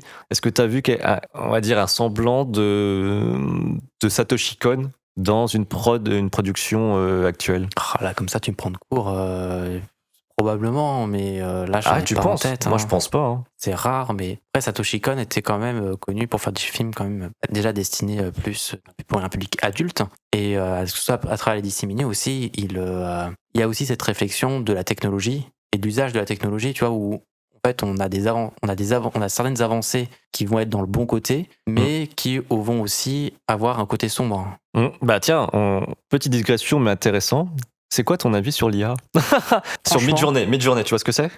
Midjourney, c'est une IA qui tu tapes ils appellent ça des prompts, tu tapes des mots-clés pour décrire ce que tu veux. Par exemple, imagine là, j'utilise Midjourney, je tape, je veux une affiche d'un film de Satoshi Kon avec un personnage, je sais pas, habillé en pingouin. Voilà. Et il va te générer l'image. Incroyable comme image. Il va te générer l'image en répondant aux critères que j'ai écrits. Mais en vrai, ça c'est une grosse avancée technologique. Alors, moi j'ai parlé de l'IA de manière un peu plus générale là, notamment avec les trucs où tu peux faire chanter en fait des personnalités qui n'ont jamais chanté certaines chansons. Tu parles de JDG, ouais, par exemple JDG, ou même tu m'avais passé l'opening de Pokémon Johnny Hallyday par Johnny Hallyday. Est-ce que vous avez entendu Johnny Hallyday chanter en japonais? Non. Et en vrai, quand tu regardes ça, tu te fais quand même l'IA. C'est incroyable ce qu'on peut faire avec, tu vois. Mais tout. Et en même temps, ça me fait peur parce que je me dis, au bout d'un moment, il va falloir un garde-fou de tout ça. Parce que là, c'est trop bien, la technologie, elle évolue, machin, et on voit encore ce qui est vrai, pas vrai. Mais au bout d'un moment, on aura par exemple, c'est dans des enquêtes, des meurtres ou je sais pas quoi, on va avoir des enregistrements, même des vidéos de personnes qui ont fait tel acte ou qui ont dit telle phrase, alors qu'en fait, rien n'a été dit. Oui, mais pas forcément dans le cas de meurtre, mais par exemple, ce qui peut être très dangereux, c'est tout ce qui est réseaux sociaux. Oui, imagine, tu diffuses une vidéo, je sais pas, d'une personnalité publique qui dit vraiment l'inverse de ce qu'il pense. La vie de quelqu'un comme ça. Ouais. Et encore, après, on peut aller peut-être un petit peu moins élevé, c'est tout ce qui est, par exemple, les doubleurs. On peut très bien se dire, en fait, pas besoin de doubleur, je vais prendre une IA qui va prendre la voix de tel doubleur, ou qui va inventer une voix, peu importe, et c'est lui le doubleur. Bah ça commence, il y avait Donald Renew, donc, qui est un comédien de doublage français très connu, il a fait la voix de Harold dans Dragon, c'est lui qui fait la voix de Titeuf, Sora, Kingdom Hearts, et il avait, je crois on lui avait proposé un contrat où il y avait une petite mention qui mentionnait qu'il autorisait qu'on utilise sa voix pour un dataset, pour de l'IA, quoi. Et il a refusé. Et je pense j'espère que tous les acteurs de ce milieu vont commencer un peu à élever la voix. Ouais, mais parce qu'en fait, au bout d'un moment, là, il va y avoir des scandales. Et au bout d'un moment, là, il y aura dans les contrats des choses bien marquées pour dire que non, on n'autorise pas l'IA de faire ça ou telle chose. Mais en tout cas, l'IA, c'est quelque chose de merveilleux qui aide au quotidien pour plein de choses. Mais comme d'habitude, quoi, c'est quand t'as une partie de lumière et une partie d'ombre. Ouais, mais c'est un peu marrant parce que du coup, tu sais, on parlait des thèmes de Satoshi Kon, c'est vraiment ce trouble entre réalité et fiction. Honnêtement, je sais pas, il y a 10 ans, je penserais pas qu'il serait possible de générer une illustration juste en tapant des mots, quoi. personne. Et même pour le changement de voix. En fait, le changement de voix, c'est toujours un truc dans la fiction qui a toujours été là. Typiquement, tu sais, dans Détective Conan, il a son nœud papillon qui change la voix. Oui, mais On s'est toujours dit que, en fait, ça, c'est plausible, mais ça n'arrive. tu changes la fréquence de ta voix, tu vois, Oui, voilà. tu la modifies, mais il y a une différence entre une modification et demander à une IA de dire tel texte. Avec les intonations, c'est ça qui est fou. Voilà, Quoi. avec les bonnes intonations. Parce qu'encore, il y a un besoin humain d'une phrase avec les intonations, et en fait, c'est juste que le programme va modifier la voix, ce qui est déjà incroyable, hein, on va pas le sentir. Mais là, c'est vraiment, tu dis juste, t'as juste un humain qui appuie sur un bouton limite, c'est tout. En fait, ce qui fait peur aussi, c'est la facilité. Tu vois, à avoir ce type de rendu. Enfin, maintenant, avec le deepfake, on peut mettre ton visage sur quelqu'un, on peut changer ta voix, là, on peut générer des illustrations. C'est quoi la suite ? Je pense que la suite, c'est qu'on pourra générer de la musique comme ça, là, en tapant des mots. C'est plein de choses merveilleuses, mais il faut faire attention de où est-ce que ça va, c'est tout. Et je pense vraiment qu'il y aura des sociétés pour te dire, ah, ça, c'est de l'IA, quoi. Des détecteurs, comme un antivirus. Ouais, mais moi, tu vois, moi j'ai une amie qui fait un peu de l'illustration de son côté et qui poste ça sur les réseaux sociaux. Il y a une personne qui la suit qui lui a dit pour tel morceau de ton illustration, tu as utilisé une IA. Pas du tout. Ah oui, tu veux dire, ça peut. Les gens peuvent suspecter, maintenant ils doutent des créations de certaines personnes, alors qu'elle me disait, mais non, mais en fait, j'utilise pas d'IA, je sais même pas comment l'utiliser. Désolé, parce qu'il disait oui, il y a un défaut sur ta main. Bah oui, désolé, j'ai raté ma main. Ça peut arriver, effectivement. Ah bon. Mais ouais, distinguer le vrai du faux, le réel ou l'irréel, Alex, c'est compliqué. C'est toute la thématique de Makoto Satoshi Kon. On parlera de Makoto Shinkai plus tard, mais non, c'est Satoshi Kon, effectivement. Et voilà, je pense qu'on peut mettre fin à cette parenthèse et aussi à ce segment spoiler. Honnêtement, si je devais vous recommander un film de sa filmographie, j'aurais pas dit Paprika, je dirais plutôt Tokyo Godfather. Je suis d'accord. C'est pas forcément le film qui représente le mieux ses idées, je pense. Oui. Mais c'est c'est un film qui est beaucoup plus léger. Plus accessible, c'est ça. Qui est assez réaliste, comme la plupart de ses films, mais qui est assez léger et qui est pas très loin finalement de la famille, j'ai envie de dire. Il y a peut-être des passages un peu difficiles parce que ça parle quand même de sans-abri, tout ça, donc ça a quand même d'un contexte. Je pense que oui, mais effectivement, en vrai, il n'y a rien de choquant. Ouais, je pense que c'est beaucoup plus accessible effectivement, et j'ai envie de dire, ça met du baume au cœur. Enfin, c'est une histoire vraiment touchante et marrante à la fois. Donc, si jamais vous voulez découvrir Satoshi Kon, on vous recommande ce film. Il est souvent recommandé comme premier film. Ah ouais ? Parce que moi, j'ai eu des recommandations pour Perfect Blue. C'était un autre délire. Mais parce que Perfect Blue, ça englobe c'est plutôt dans style, le sens où c'est quand tu veux pour découvrir cet auteur ou pour découvrir des personnes qui connaissent pas trop l'animation, Tokyo Godfather, c'est en général le meilleur. Ah oui, mais ça, c'est notre ressenti en tout cas. Et voilà, fin de cette partie. On va passer au Free Talk.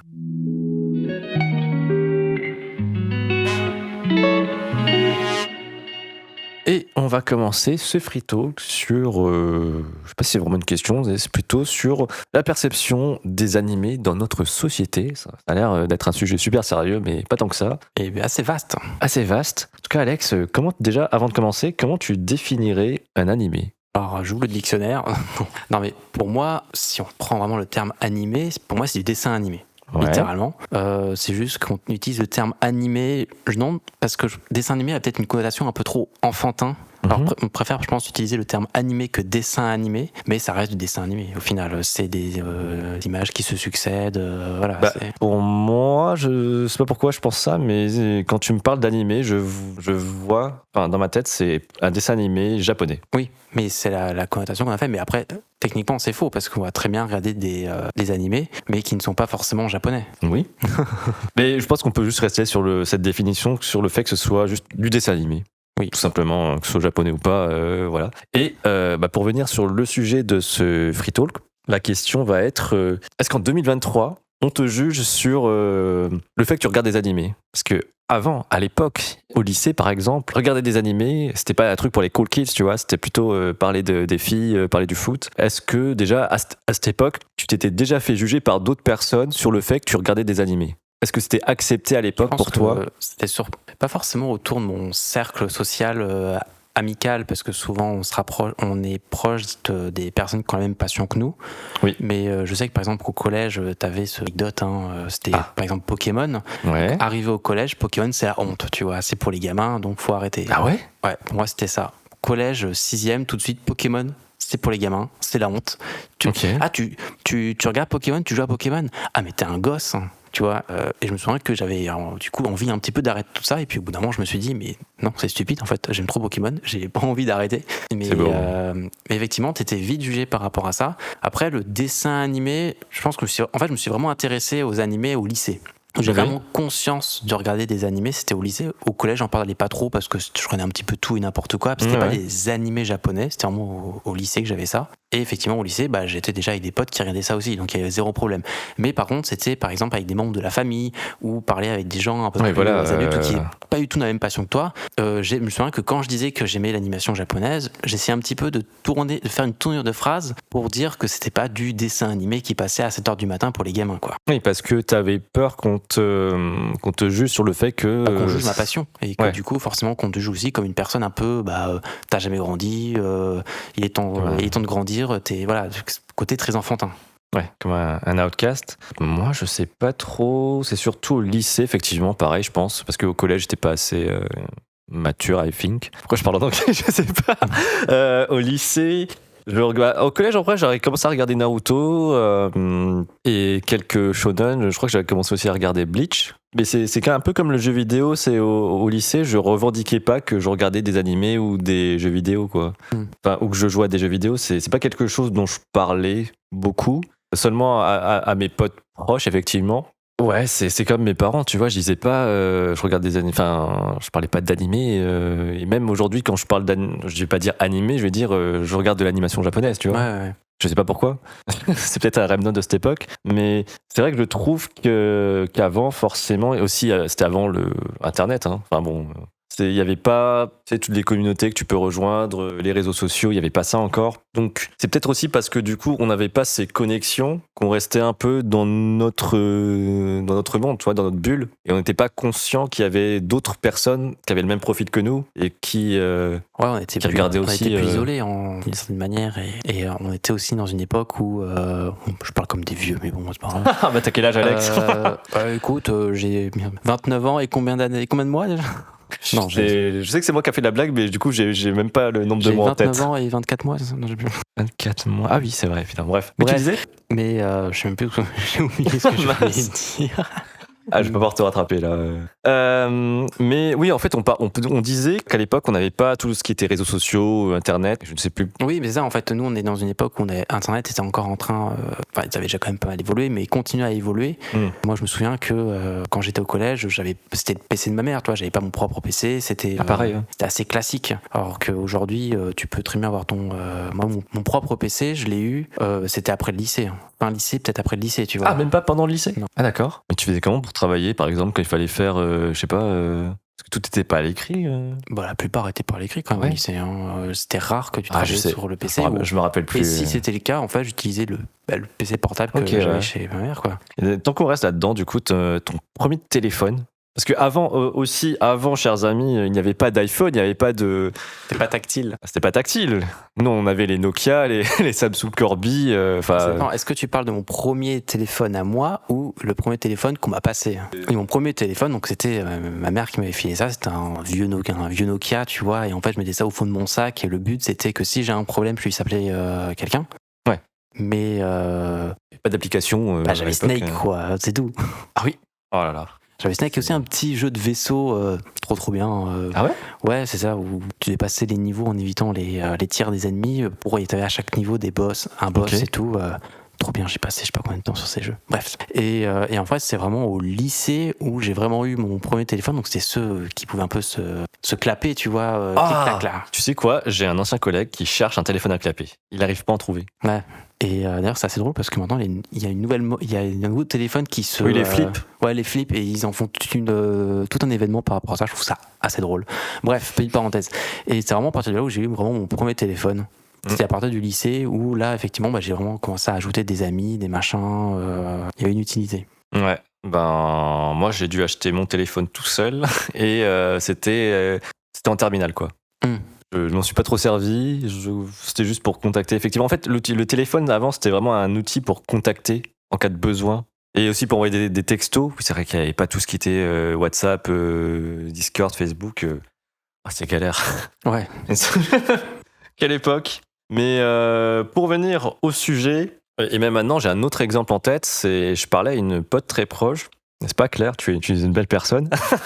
Et en fait, cette pote-là, elle a pas notre vécu sur tout ce qu'on a vu en termes d'animé, mais du coup, pour elle avait ce préjugé comme quoi c'était un peu, effectivement, pour les enfants. C'était pas qu'il y avait pas des œuvres, je sais pas, tu vois, un peu matures comme les films de Satoshi Kon. Elle connaissait les Ghibli, les films Ghibli, les films de Miyazaki. Elle en avait vu quelques-uns. Et je pense que ça s'arrête là, quoi. Sa connaissance des animés était pas. Elle avait une connaissance très légère. Oui, c'est normal. Sur pas, ce sujet, quoi. C'est normal. Mais du coup, il avait quand même ce préjugé qui je pense, est resté. C'est que. Il y a pas mal de personnes qui pensent encore aujourd'hui que ça s'adresse à une cible plus jeune, quoi. Que ça s'adresse aux adolescents ou aux enfants. Et l'animation, je dis ça entre guillemets, pour adultes, ou même pour jeunes adultes, tu vois, c'est comme les seinen. Enfin, c'est un peu ça. Je sais pas, je m'embrouille un peu. Bref. Mais tout ça pour dire que l'animation pour adultes, c'est pas quelque chose dont les gens ont conscience, j'ai l'impression. Typiquement, nous, on est au courant parce qu'on suit vite fait l'actualité, on voit ce qui sort, mais c'est pas quelque chose qui va... Alors, je te rejoins parce qu'effectivement, nous, on suit l'actualité, tout ça.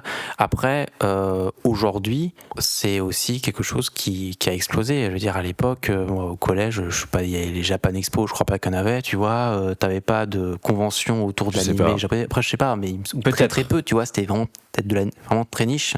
Peut-être après, j'étais pas sur Paris, en fait, moi, à c'est l'époque. l'explosion du manga et de la culture japonaise qui est venue en France, où là, effectivement, les gens ont commencé de plus en plus à attendre. Il y a eu des reportages à la télé, des machins, des trucs, et qui a permis aux gens de se dire, ok, il y a un phénomène derrière. Et aujourd'hui, quand tu leur parles d'animation japonaise, même s'ils n'en ont jamais regardé, ils se disent, ah oui, j'en ai entendu parler. Effectivement, il y a des gens qui regardent ça, ça a explosé, tu vois. Mais c'est comme le jeu vidéo en vrai. Hein. Mais après, je pense qu'il y a certaines personnes qui n'arrivent pas comme à regarder. Moi, je connais des gens qui, plutôt adultes, tu vois, ça va être par exemple mes parents ou je sais pas qui en fait, eux, ils accrochent pas au dessin animé.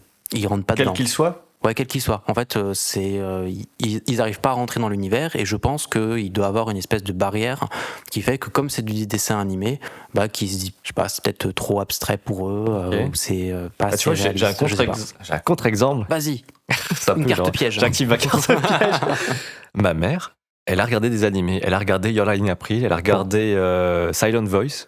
Et, en français. Je sais pas. C'est sur Netflix, Silent Voice?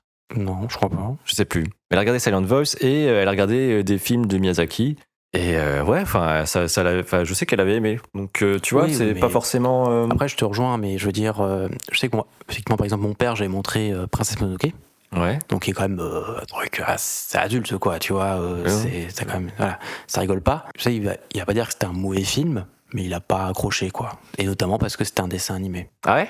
Ouais, je pense. Mais alors, et si il va voir un film d'animation Pixar? Est-ce qu'il va voir, si tu lui dis, il y a Élémentaire qui est sorti, je veux aller le voir, est-ce qu'il va avoir le même avis là-dessus ou pas? Alors Élémentaire, c'est pas les meilleurs exemples, mais effectivement, pareil, il y a des Disney Pixar qu'il a beaucoup aimé, mais je pense qu'en fait il a un a priori fait en fait que c'est animé japonais, c'est juste qu'il accroche pas, quoi. Je sais pas, j'ai pas vraiment d'explication là-dessus, j'ai pas envie de me mettre à sa place pour faire des théories, mais en tout cas c'est pas toujours évident pour ceux qui n'accrochent pas d'enlever cet a priori. Ouais, mais après je pense aussi que ce qui joue beaucoup, c'est aussi la façon dont tu présentes ta passion.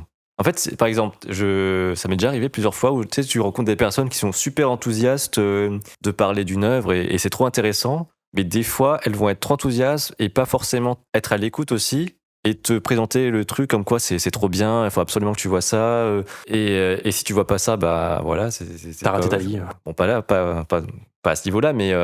Même au cinéma, tu sais, des fois on te dit, il y a des œuvres majeures dans le cinéma que tu dois voir, pareil dans l'animation, genre, on va te parler d'Évangélion, ce genre d'œuvres. Et encore une fois, je pense que vraiment c'est la façon dont tu présentes le truc. Et qu'il faut pas que tu sois, faut pas être élitiste, enfin, dans tous les cas. Ouais, déjà, quand t'as des personnes qui me disent, il y a des séries que tu dois, que tu dois voir, sinon t'es pas un vrai, tu vois. Moi, je trouve que c'est un peu arrogant de dire ça. Oui, mais c'est le côté élitiste. Chacun chacun garde ce qu'il veut. Moi, il y a des séries que il y a des scénarios que j'aime, des scénarios que j'aime pas, des genres que j'aime, des genres que j'aime pas. Ouais. Il y a il y a plein de shonen. Naruto, j'ai regardé un peu au début et j'ai jamais regardé la suite, tu vois.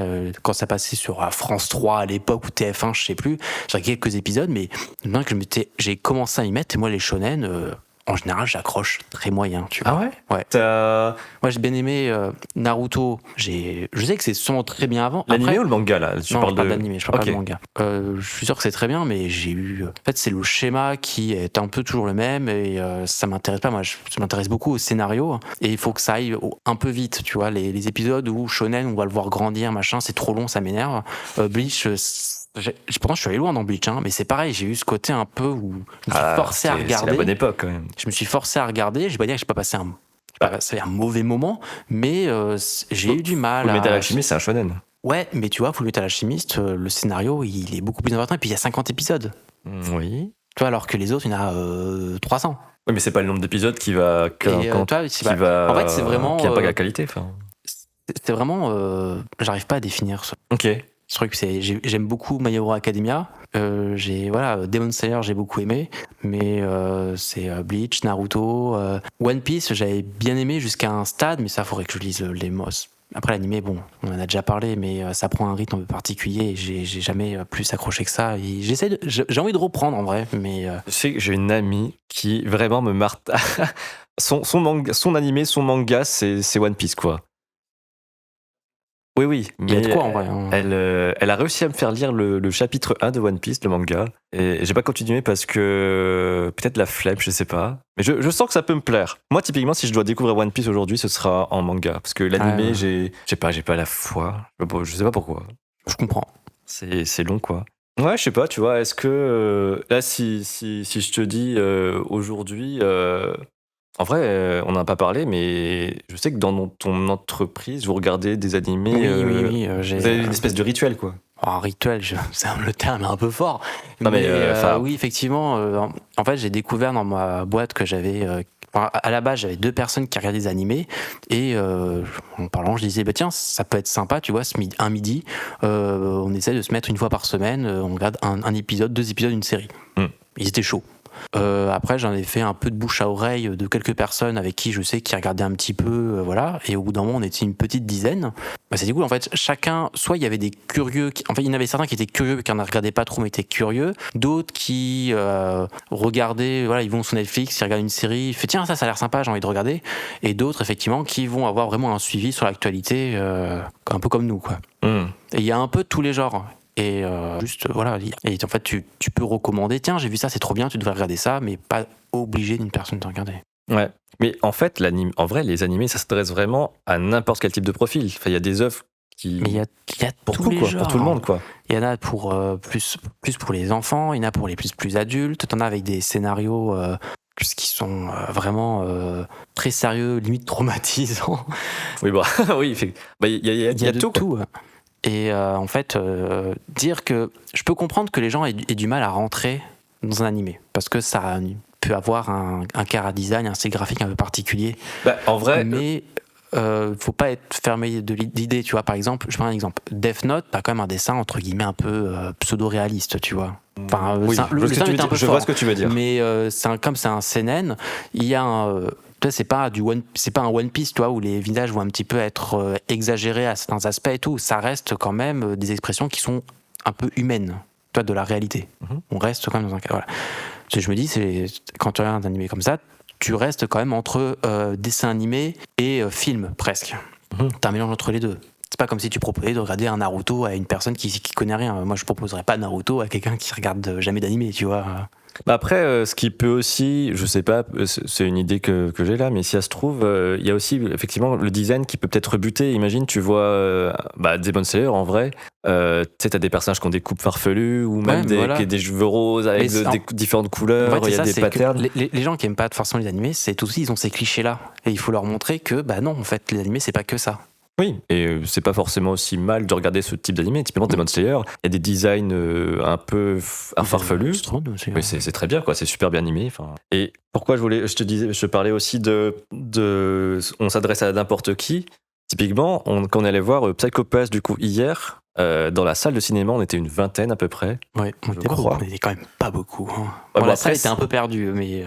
Bah oui, c'était une petite. C'était pas en plein milieu de Paris. Hein. C'est quoi, c'est une salle de 100 personnes, même pas? Un truc comme ça, à Montigny, bref. Et il y avait, sur la rangée droite, je crois, il y avait un couple de personnes âgées, juste devant nous. En vrai, ça m'a étonné de voir qu'ils aient fait le déplacement pour regarder un film Psycho Pass qui littéralement demande à ce qu'on ait vu la saison 3, quoi. Ouais, plus que la saison 3. Hein, oui, effectivement. Il faut vraiment être à jour dans la série pour comprendre le film. Ouais. Ou alors, c'est vraiment des curieux, tu vois, parce que des fois, t'as des gens qui sont fans de cinéma et qui vont venir par curiosité, mais bon, ça me surprend un petit peu tout quand même. Mais je sais pas, je pense qu'il y a tout public, tu vois. Oui, mais ça m'a surpris, quoi. Quand je dis personnes âgées, ils avaient au-delà de 50 ans, hein. 55 ans, un truc comme ça. Et c'est pour ça que ça m'a surpris, mais tant mieux. Si... Après, il suffit d'aller aussi dans les conventions. Hein. Quand tu es dans les conventions, tu as des personnes. Bon, tu as beaucoup d'adolescents, de trentaine, vingtaine, voilà. Mais tu as aussi des personnes qui sont plus âgées et qui aiment juste l'univers du. Ouais. Après, je pourrais pas te dire, je suis pas revenu dans une convention depuis 7 ans. Donc. Oui, mais même il y a 7 ans, à mon avis, il y en avait aussi. Sans doute, oui. C'est vrai que. C'est vrai. Mais je réfléchis. Oui. Mais ça me fait penser, alors je parle plus trop d'animé, mais ça me fait penser à la fois où c'était en alternance, je parlais avec jeux vidéo avec un collègue, et en fait il y avait une alternante qui était pas du tout geek jeux vidéo machin, et en fait ne comprenait pas comment on pouvait aimer le jeu vidéo. Littéralement, elle disait comme ça, et en fait elle disait mais moi je préfère sortir, préfère ci, préfère ça, je comprends pas pourquoi vous préférez jouer aux jeux vidéo. Elle ne comprenait pas ce principe-là.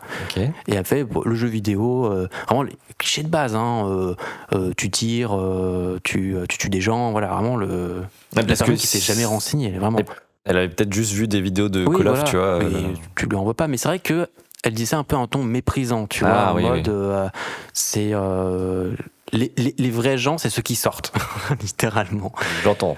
Mais voilà, et là je lui ai expliqué que non, t'as des jeux vidéo qui en fait ont des messages derrière ou qui ont des sources d'inspiration qui sont de faits réels et tout. Enfin, c'est presque c'est une forme d'art en fait en fonction de ce que tu veux transmettre. C'est vraiment une vidéo interactive, t'interagis sur une histoire. Voilà. Elle n'a pas joué à Journey, je pense. Comment ? Elle n'a pas joué à Journey. Tu l'as fait, Journey ? Non, un jeu de Jonathan Cheng, tu vois le délire, c'est une espèce de petit personnage qui se déplace dans un désert. Oui, non, et qui doit monter au sommet d'une montagne. Je sais que c'est très beau. Très poétique. Très poétique, très beau. Mais bref, au bout d'un moment, avec mon collègue, il m'a fait non, arrête, ça sert à rien de continuer à parler parce que tu lui feras pas changer d'avis. Elle était jeune Oui, elle était jeune, elle avait quel âge elle devait avoir peut-être 20 ans, tu vois. Ouais. En vrai, t'as pas encore. Enfin, en tout cas, dans mon cas, j'étais encore un peu con, quoi, à cette époque, tu vois. Oui, mais bon. J'avais pas le recul. Après, t'as des gens qui s'intéressent pas aux jeux vidéo et c'est leur droit, tu vois. Il y a zéro problème avec ça. Chacun ses passions et chacun se respecte, quoi. Oui, en fait, tant qu'il y a le respect de l'autre, il n'y a aucun problème. Tu peux faire ce que tu veux. Oui, c'est ça. Et ça nuit à personne, quoi. Et c'est pareil avec les animés. Et en fait, aujourd'hui, c'est vrai qu'il est beaucoup plus simple de consommer des animés. Parce que maintenant, on passe vers des plateformes comme ADN, Crunchyroll, Netflix. Oui, mais ça. Produit aussi leurs animés. Disney+, visiblement, qui s'accapare des licences que je veux regarder. Et en fait, ça devient vraiment. Moi, ça m'embête maintenant. Ouais. Parce que typiquement, on en parlait hier. Il y a un animé qui est sorti, dont je suis le manga, ça s'appelle Call of the Night. Et c'est un manga où c'est un mec qui sort la nuit et qui rencontre une vampire. Et c'est très drôle. C'est très, très drôle. Et je voulais voir à quoi ça ressemblait. En plus, c'est fait par Shaft, donc c'est ceux qui ont fait Madoka et Bakemonogatari. Oui. Incroyable. Peut-être qu'on en parlera un jour. Peut-être. Clin d'œil. Mais je voulais regarder cette série et ça n'est disponible que sur Netflix. Je dis des bêtises. C'est disponible que sur Disney+.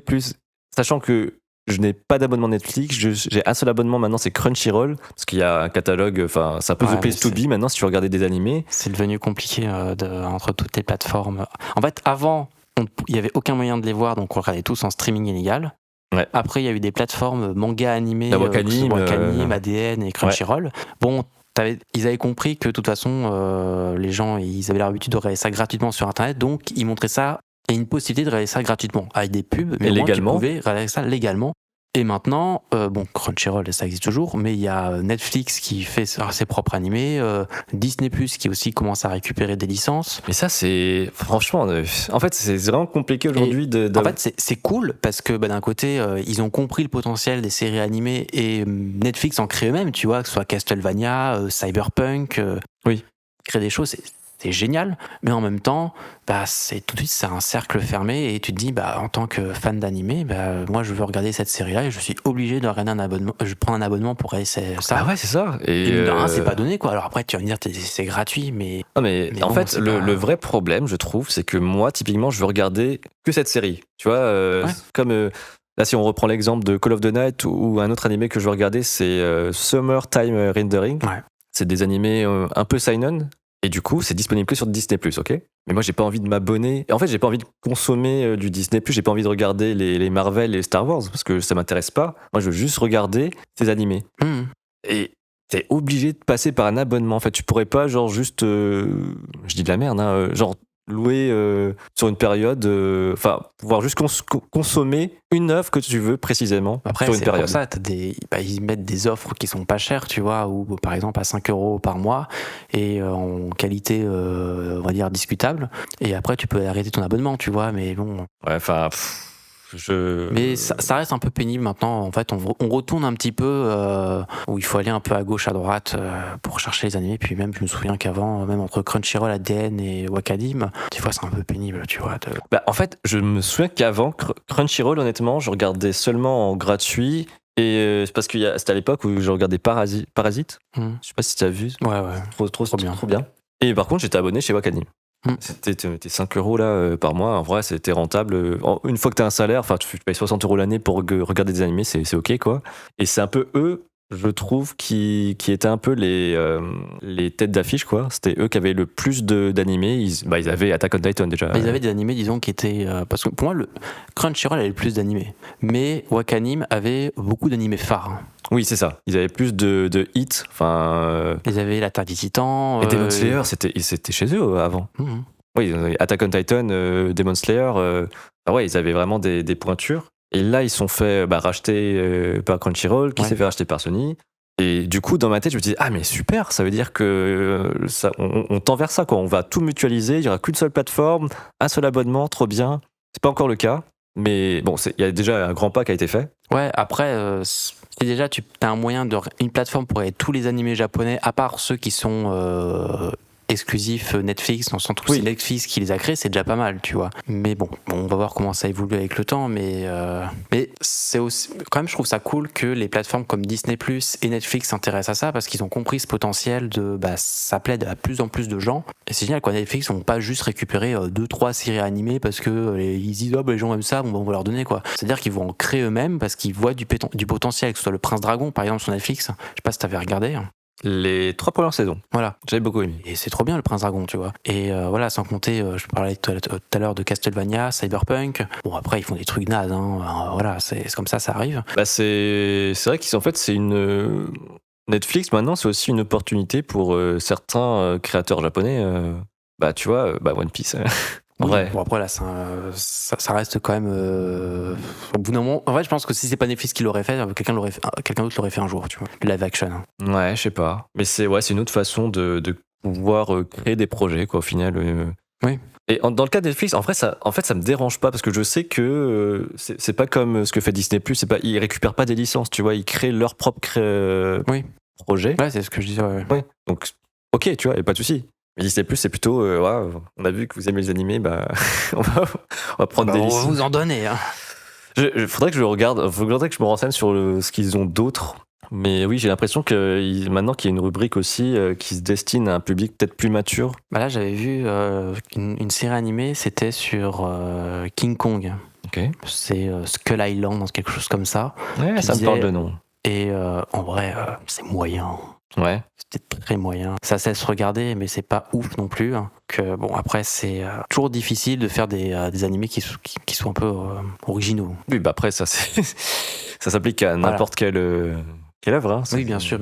Est-ce que tu trouves que aujourd'hui on accepte plus cette passion, enfin le fait de regarder des animés ou... Pour moi, oui. Ouais. Il suffit en fait d'aller voir. Et en fait, il suffit d'aller au cinéma et de se dire que à l'époque, on n'aurait jamais vu Psycho Pass en affiche, tu vois. Ah oui, c'est vrai. C'est limite encore à l'époque, les films Ghibli sortaient au cinéma. Au bout d'un moment, ils ont compris, ils se sont dit, comme ça marche pas trop mal, on va quand même tous les mettre. Et après, c'est voilà, t'avais Makoto Shinkai, Mamoru Soda. On en parlait avant. Mamoru Soda au cinéma. De quoi ? Il y a eu déjà des films. Oui, Mamoru Soda, oui, il y a eu Belle, elle passait au cinéma. Bah oui. Oui, donc en fait, c'est la preuve que ça monte en fait avec le temps et que ce que nous on avait quand on était plus jeune, c'est pas du tout C'est un autre contexte, quoi. un autre contexte. Là, la société a évolué en fait par rapport les séries animées ont pris beaucoup plus d'ampleur par rapport à l'époque. Bah ouais, tout ça part aussi Voilà. Et Internet. aujourd'hui, on peut plus dire les animés, c'est pour les gamins, quoi. Oui, enfin, c'est vraiment un média qui peut s'adresser à n'importe qui et il y a vraiment une richesse et une diversité de contenu en fait. Faut juste trouver ce qui vous intéresse et ce qui peut vous parler, quoi. Et voilà, fin de ce free talk. Merci Alex, encore une fois, d'être venu. Toujours un plaisir et tu le sais bien. Après, évidemment, Je sais pas si le plaisir est partagé, Alex. Hein. Oui, bah ça, t'inquiète pas, je viens pas pour toi. Je viens pas pour toi, je viens pour ton chat. Hein. Ouais, bah, enfin, je sais pas. Je sais pas si c'est vraiment vrai. Mais merci à vous, en tout cas, de nous avoir écoutés pour ce 3e épisode. Toujours un plaisir de parler d'animation japonaise ou d'animé. À vous de voir pour le terme, on n'est pas difficile sur ce sujet. En tout cas, on espère que ce podcast vous a plu et passez une bonne journée et on se voit le mois prochain. Exactement, merci à tous et à bientôt pour le prochain podcast. Salut. À bientôt.